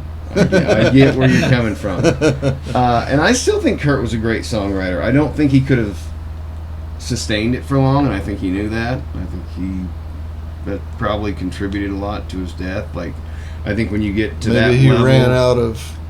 Well, there's a lot of celebrities who feel like they're frauds. They get lucky and they get a deal, but they actually aren't really that talented. I think that happens in Hollywood all the time, and then you have to hire writers or other people. But I think Kurt realized he was kind of boxed into that 4-chord thing, and he was also some mental illness there. But I still think he was a brilliant songwriter, and whether it was simple or not, the way he put melodies over very simple chords in a very elegant way, and it was very shortly lived.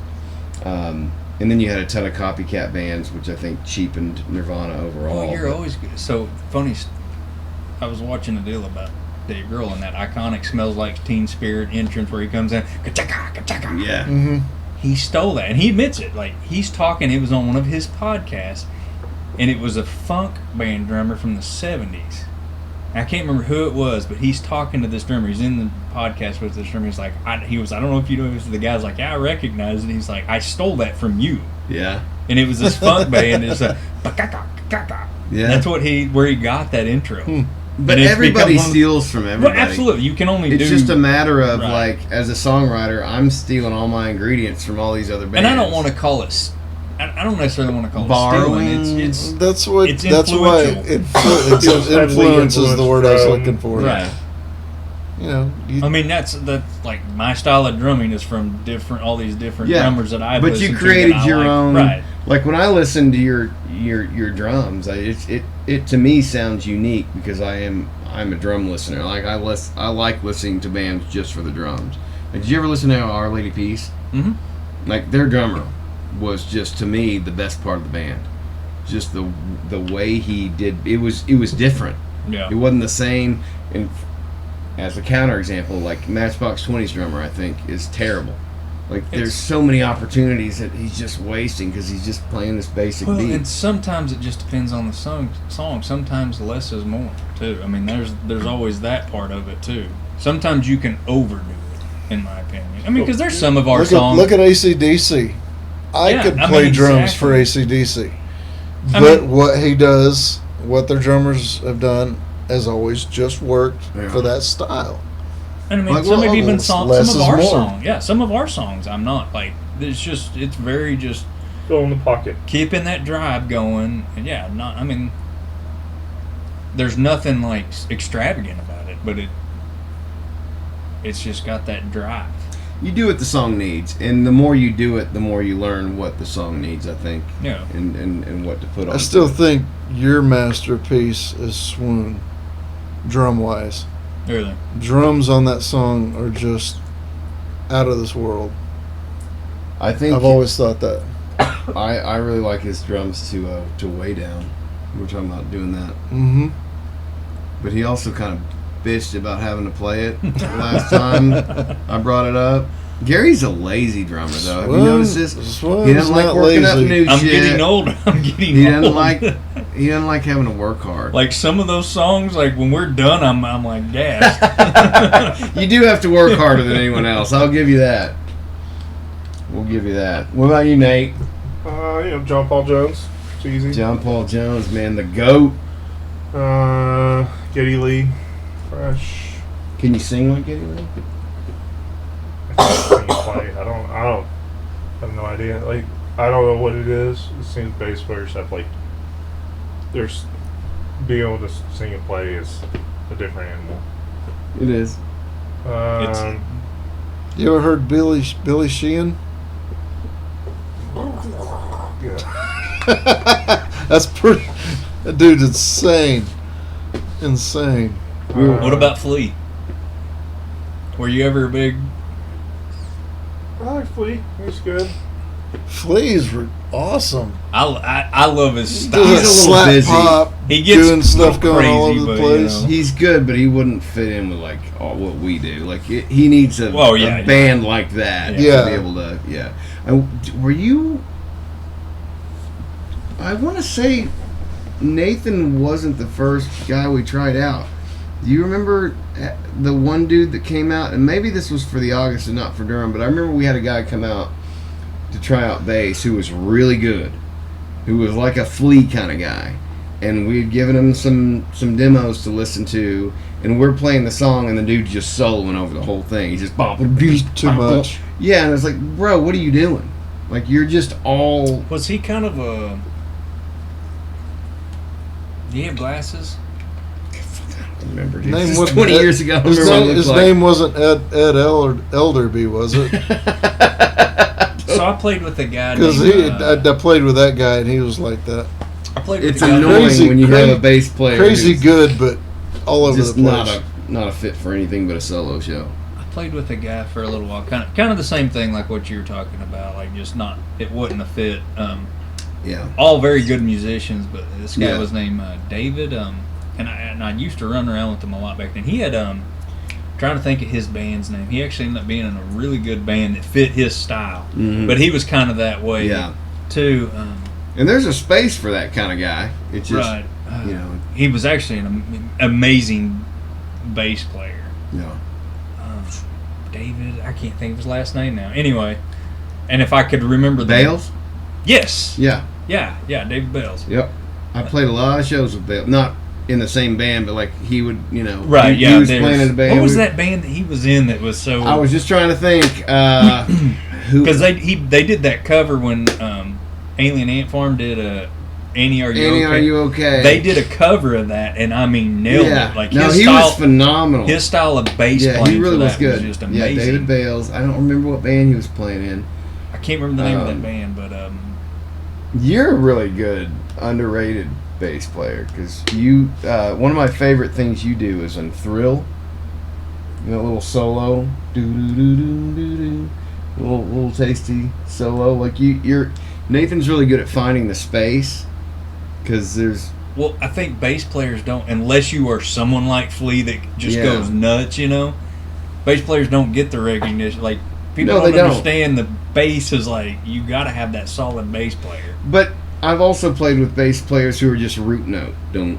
Oh, yeah. Don't, you know, and that's not good either. Nathan throws in some very nice, Nathan's got tasty some very walk tasty downs. licks, and He puts walk downs in really nice Well, like, places. you know, when we he's were not doing going to talk good about himself. So we need to Hype him up a little bit. This is your celebration tonight, Nathan.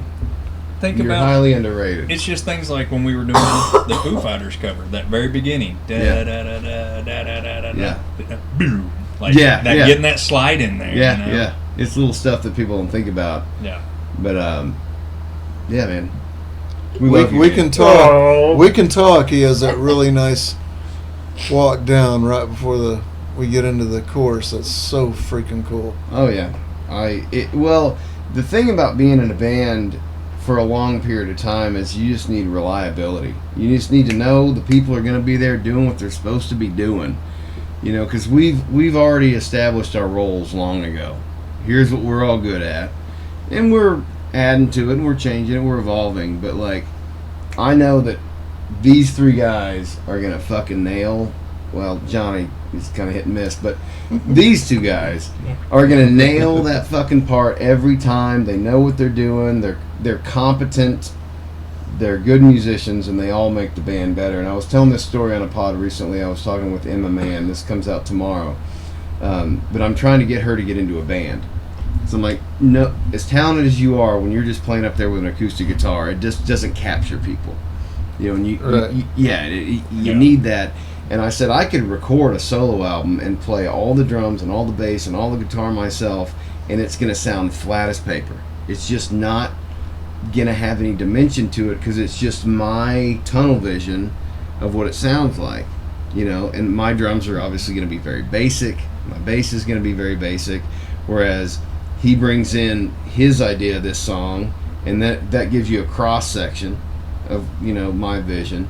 And I do have an ultimate vision for the song, but you guys all bring in your own different take and your own direction to it. How many times have we all like collaborated and changed arrangements on stuff? You know, I mean, that was the most fun I ever had in Durham was writing songs with you guys and just pulling up. I remember doing We Can Talk. Why didn't nobody bring that up tonight? We Can Talk. That's a good song. That's a great song. But I remember us talking about the arrangement, because that's a fucked up arrangement. Because we do like a little piece and then you know. And I remember it was a lot of fun. Because you're a good arranger, and you blame me for a lot of these fucked up arrangements, but you also played a big role in that. Like, why don't we change it up here and do something a little different? Which I'm all about, you know. Right. So I think, especially when you're young and you're writing these songs, it's like, how do we be different? How do we not do the same verse, chorus, verse? Right. You know, and that was... I mean, you definitely got to have that verse, chorus, bridge, you know, like as your typical, but... Yeah. It's got to be... Like I said, that Foo Fighters song we covered, that's one of the hardest songs I've ever... And I've grown up loving, trying to mimic Dave Grohl, but like... Which that's actually Taylor drumming on that one, but still, it's just like... It's just insane. But I also found myself concentrating on that 7-part, you know, counting it out. It doesn't sound like it's that hard until you're actually trying to play it, and I'm like, what kind of fucked up timing is this? So you're saying you want to cover a Tool album? We'll do a Durham concert that's just a cover of Lateralis from start to finish. No. Let us know when you're ready. Okay, I'll call you. Yeah. They've got some interesting time signatures. Guys, I don't know how long y'all want to keep this going, but I'm going to have to boogie here for long. Johnny's an old man and has got to go have his tea. So what do we got? We got 4 more. All right, let's rock them. What's your favorite band? Oh, your favorite band ever? All right, you start. Beatles. My favorite band is a band. Actually, everybody in this band. So I'm really kind of a musical snob, and I do not take unsolicited musical advice from people I don't trust. Like, people are always like, "Oh, I know you would love Nickelback," and it's like, "Oh, you don't know me at all." But what's cool about playing a band with somebody is they know you pretty well. And Nathan turned me on to the Struts. You turned me on to Ghost. BC. Same damn band. Well, that's what they were when I introduced I know. them. Ghost has become my new favorite band. It's everything I love. It's the melody of the Beatles. Well, I used to actually describe them as basically Black Sabbath and the Beach Boys.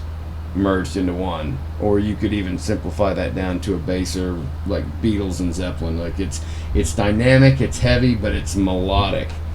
But you know, Soundgarden, the Guess Who, Megadeth, Beatles, Zeppelin. Those are my top few.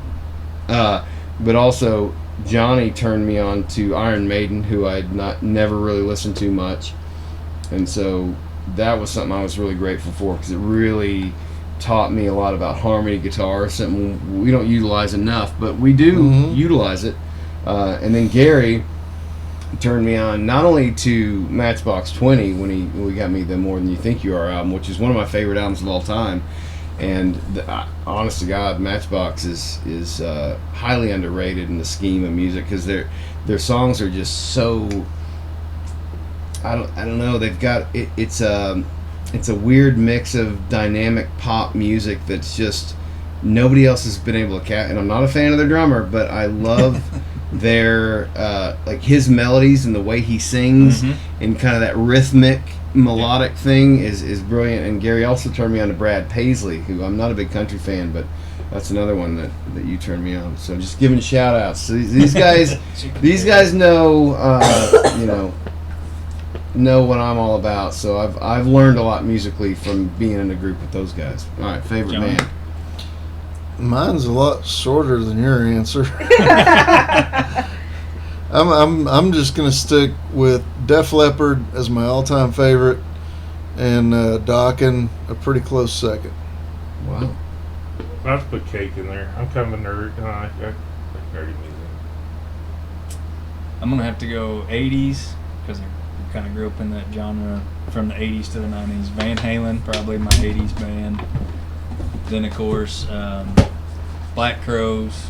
Oh, Crows. Yeah. And then of course Foo Fighters. Crows, I gotta agree with Crows. Yeah. All good bands. Now, favorite cover you have ever played?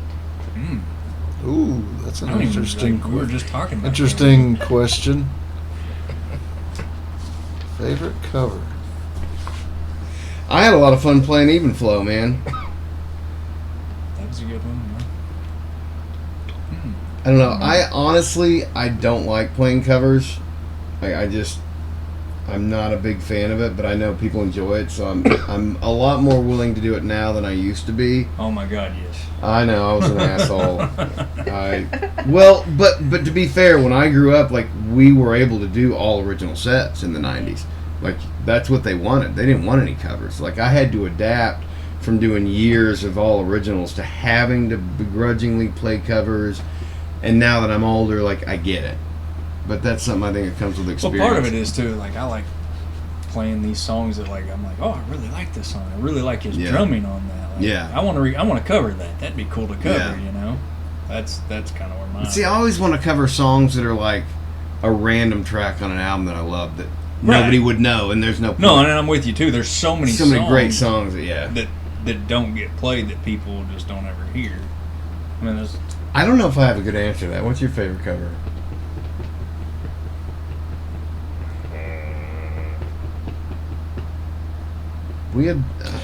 I've got two. It's not my favorite covers that I've played in a band. It's just my two favorite songs to play along with. So I consider those my two favorite covers. They're both by Iron Maiden. Run to the Hills and Wasted Years. Probably my two favorite just to crank up on YouTube and just jam along with. Those are my two. To me, they're so fun to play. I'd say my two favorite covers are Brand New Man and She's Mine.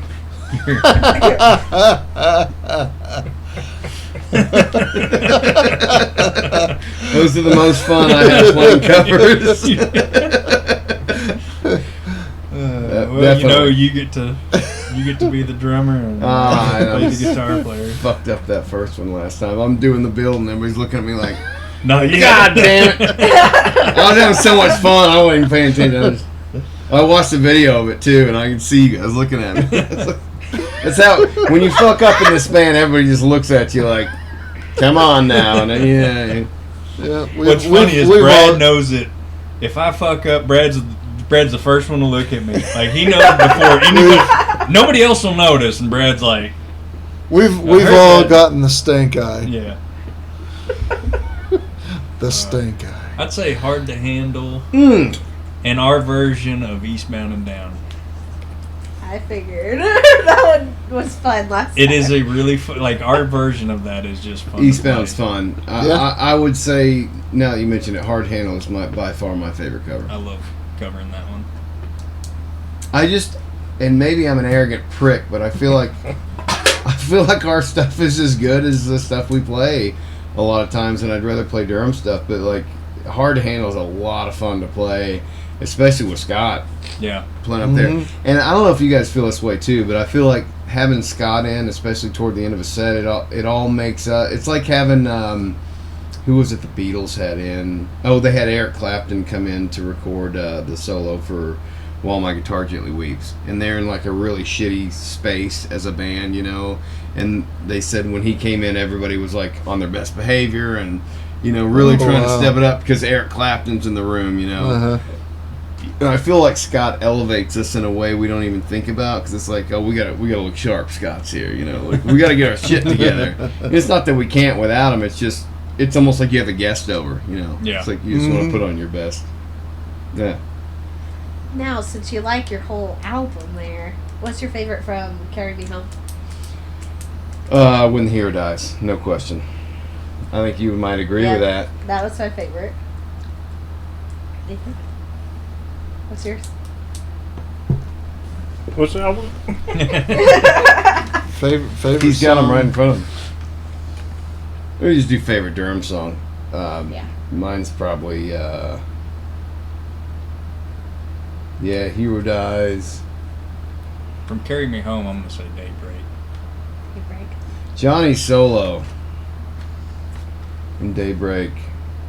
I don't know, I kind of feel like it's a shitty thing to compare a song to a child. But, like, I remember the process for all these songs. I mean, they're a creation. It's just something that I kind of came up with an idea of and a concept, and then these guys brought it to life. So I really do remember a lot about all the creations of these. But as far as, like, one that I could just listen to all day long, When the Hero Dies is probably my favorite. Of course, Downtown Living. I don't know, what do you guys say? I'm going with Wrong. Wrong's a classic. But my favorite all time is one we were listening to earlier that we don't ever play. Shit, what was it called? The ballad Arms of an Angel. Arms of an Angel. That's my favorite song. He told me that was he told me that was his favorite song that I'd ever written tonight. I think his lyrics are just brilliant. Knew that. Well, did we ever play that live? We did a couple times, not very many, 2 or 3 maybe. You think it'd be better with that key you were talking about, having Absolutely. Kimball play the Yeah, keys you on? have to. It's going to be too empty if we don't. Yeah, Yeah. and that was I think that was the problem when we played it. Is it didn't sounded have empty. that. Yeah. Because once you hear it with it, you just don't hear it without it. Right. I think that'd be good to have Kimball maybe come up and just play the keys to it. I still think that's your best piece. That and Swoon are, It really in my surprises opinion, me that Swoon is like one of your I favorites. freaking love that song. I mean, I did too, Good, dude. but I don't know. I I guess do. with It just- your style of it playing, it gr- just it kind I of. know that is those are both kind of weird picks. But my style of playing doesn't dictate Right. what I really love to listen to all the time. Minuteman. Minuteman. Minuteman. It's funny. It's fun. Do you remember? Lighthearted. I do enjoy playing it. Do you remember you asked me to change the original lyrics on that song? What? You were like, you go, dude, my mom's gonna listen to this. Do you remember Was this when he was 19? Do you remember the original lyric? I don't guess I do. So it's in like the second. Well, you know what the song's about, but the line was, "There's nothing left of you, covered all in baby juice." I don't remember And that Nathan at was all. like, "Dude, come on, you can't sing that." And I was like, "Yeah, but it's funny." He's like, "My mom's gonna listen to this." I was like, "All right, fine." What was the? They covered "Crazy Bitch." I mean, We did used You to were a cover lot Crazy younger Bitch. though when we recorded. That was a Minute fun Man. song to play. It's a great song to cover. I love playing I would that never song. play that song. Casey now with kids. loved it when we played that Yeah. song. She's a crazy bitch. Exactly. She was having so much fun. She that was night. having a blast. My sister was like, I want to hang out with Casey. My sister had a great time with Casey, by the way. Really had I a saw good him time. out there dancing. Yeah. No, I would never play Crazy Bitch now. I can't believe. Well, we didn't. There weren't kids in the audience back then. No, that was it was that was our different, club yeah. days. Our That was kids a were not in the that was a audience. wait until 11:30 midnight to break that song out, and it And always then- went over well. And then the ladies liked the Crazy Bitches came Yes. out for that one. Yep. Yep. What about you, Gary? I said Daybreak. Daybreak's one of Good song. my favorite off that album. That's a good one. I like the 1-2 punch of Downtown Daybreak, Carry Me Home. Yeah. Boom, boom, boom. Good way to open up a show. Johnny's got to go to bed, so let's ask. Okay, last question. Last question. And this one is the one that I always ask people. What's your go-to anger song? Ooh. Like, in what way? When you're pissed off Yeah. and you want to kill somebody, you put on. I have Face Down. Oh, It's anger. mine. I thought you said anchor. You Oh, meant no, anger. Anger. Oh, okay. Okay, anger song. Mine's Face Down because I can always relate to it. I don't know if I really have one. For me, it's not a song, it's an album. It's Pantera's Far Beyond Driven. I put that album on when I want to destroy, and I'll go driving around and just headbang to it. 5 Minutes Alone, Becoming, I'm Broken. Pantera's my anger band.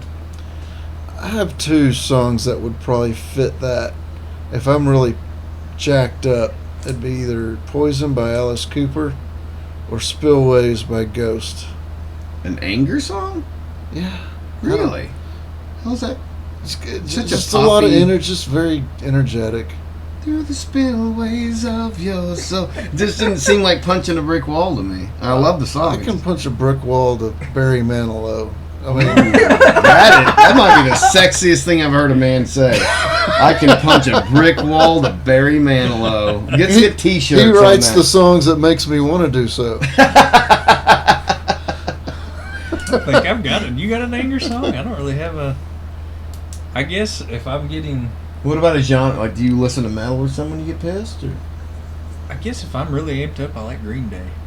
Some like just Yeah. dookie, you know. Yeah, some old Mhm, school mhm. punk rock, Mm-hmm. 90s punk. I don't really have an anger song.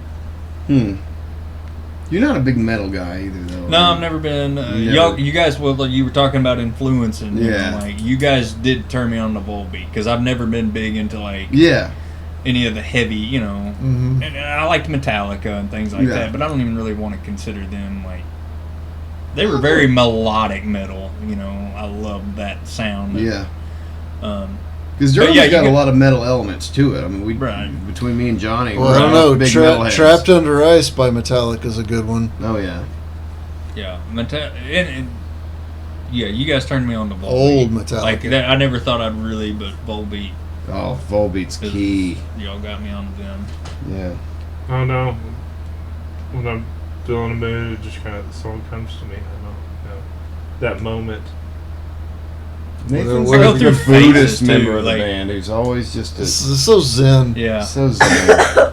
So I go sexy through all and these so zen. phases, you know. I'll go through like a country phase, and like right now I'm back on the like 90s, going back and listening to like old 90s songs. Does Garrett listen to any of your old shit, like the Oh, music you he's- grew up on? Oh yeah, he loves Foo Fighters. Does he? You know, Oh, yeah. Stage Fright by Def Leppard's a good kind of anger or get out some energy song. That is a great one. First Def Leppard song I ever really like. What got me into Def Leppard Mhm. was "Let's Get Rocked" off of that. Oh, that's one of their like later ones. Yeah. I'm younger than you, Johnny. I know I look older, but There was never any doubt about that, gentlemen. but yeah, no, that was off their. That was late '80s or early '90s when that album came out. But that's what got me into. I was like, There you go. Cool. Alright, there we go. So Durham Fest 3. Durham Fest 3. I mean, September? it's happening. It's At your mom's house. We can have it at my mom's house. Wow. Can't believe you said that. I'm up for a fall show if you guys are, and I can throw in some money to help with whatever. You have to I mean, playing around whoever's all hosting football it. games at that point. I was gonna. That's what I'm. That's I'm what I was coaching saying. this year too. That's what I was saying to you earlier. Like, this is something we're gonna have It's to gonna be a look busy at time. before. I've found. That's why I thought about just waiting off till spring. Again. I spent 12 years drinking myself to sleep playing video games, and I found that I am much more mentally healthy being busy. Like, I would much rather like have too little time than too much, because when I have excess time, I don't. It's not you being. Yeah. Well, I just, now that I'm doing a podcast and now that I'm playing in the band, it's like I have something to look forward to and something to produce to and work on. You know, like working up covers for the set was like, it was something that I could be, and I was being productive and not being just a fucking loser who's just like, I seriously spent years just like sitting on the couch playing video games and drinking, and it was just so counterproductive. I don't know if y'all felt this, but like for me, like coming to practice sometimes, like after working all day, I was just like, oh man, I don't want to go to practice. But then I get here, and like once I'm here, Yes, and we're in it, I'm like, okay, 100%. this is. Yeah. Why was I even drag? You know. I 100% I'm the same way, and I've even talked about this on the podcast because, like, just sitting down and having a conversation is easy and fun. I look forward to it, but like a band practice, like, you know, we got band practice tonight, but then you get into it and you start hanging out, and it's not necessarily about the practice. It's you guys. You know, not to sound too corny, but like we've been together a long time, and that's not by accident. I mean, we can all tolerate each other and somewhat like each other even on top of that, and it makes it fun. I mean, you're playing the same songs, but you know, it's just, I don't know, I felt like we went 12 years without really even seeing each other much at all, and then like I said a year ago, I thought Durham was done. We'd tell stories. We probably did. I mean, but I feel like it's just beginning. Like, I feel like the best years are ahead, and it's something we can do with our kids now. You know, like it's Your dog's snoring. that dog is dying off camera. He is. I don't know what to do with him. Like, he's in his final years. We just let him. We had to put our little Shih Tzu down last week. That was tough. Oh, did you really? Well, he was 20 years old. God, he was damn. completely blind, had intestinal issues, all sorts of just problems. So he had no quality of life at all. Yeah. It was time. He was a good dog. That's tough. It was. Did you have him taxidermied? Did you make a table out of him? I made a sock puppet out of him. You. Wow. I've already asked my family. Just like, kidding. When Hemet dies, can we taxidermy him? And everybody's like, no, that's creepy. I was like, why? Like, you'd have him with you all the time. You just have him in like a manly pose, like he's getting ready to go out on the hunt. Just, you know, I don't know. I wouldn't be able to think of my dog the same if I did that. Like, we've got a Shih Tzu now. I know, and I love him, and he'd so come up and he wild. was Not anything I asked for or wanted. But he reminds me of. I figured you wanted because Sam like was an the name of Ewok or ours. something. That's why you wanted. And you know everybody's a little Ewok. And the way yours is now reminds me of the way Sam was 5 years ago. Full of life, full of energy, just he was like that. But last 2 years, all he did was sleep, drink, eat, and poop. we got a broken Shih Tzu, though. Like, They're all broken in some Are way. they? Yeah. we should talk Shih Tzu stories. But ours, like, as soon as we got him, you know, he's supposed to be this, you know, inside dog, but we had all these outside country dogs, and he could not be contained. So Ours he's was out an there escape artist. running perimeter with these big dogs. He's dragging up bones and, you know, gnawing on them. And it's this cute little dog, but at the same time, he wants to be a real dog. Yeah. Yeah. And it's like you can't contain him in his froofy little body. Ours, I mean, when I say he was an escape artist, every time he'd go to the backyard or whatever, I mean, or you could open the front door and he'd shoot out the front. We had to track him down. I can't even count the times that we had to go looking in the neighborhood for him. Fortunately, we had a caller with our phone number on it. I can't count the times that we got phone calls. Yep. This is blah blah at the tobacco store. Your dog's here again. He loved going to the tobacco corner. store. Yeah. He loved it up there. Yeah. Got at least 5 calls from that place from him. With him there. He was just an escape artist. He was a little shit. What's funny about living out in the country is everyone has country dogs, and nobody calls anybody when your dog's running around. But because he's such a little thing, like we'll just have these Karens just see him out like down the road and call us. Your little dog's down here. It's like he's fine. Just let him down. Let him back out. He will come home. Like don't trouble yourself. He's fine. Fuck that dog. He's a menace. All right, I think we got a good pod tonight. Cool. Brothers, thank you for doing this, boys. This was awesome. Nathan's head give me is some fuzzy. Thank you, Caitlin. Yes, thank you. Good questions.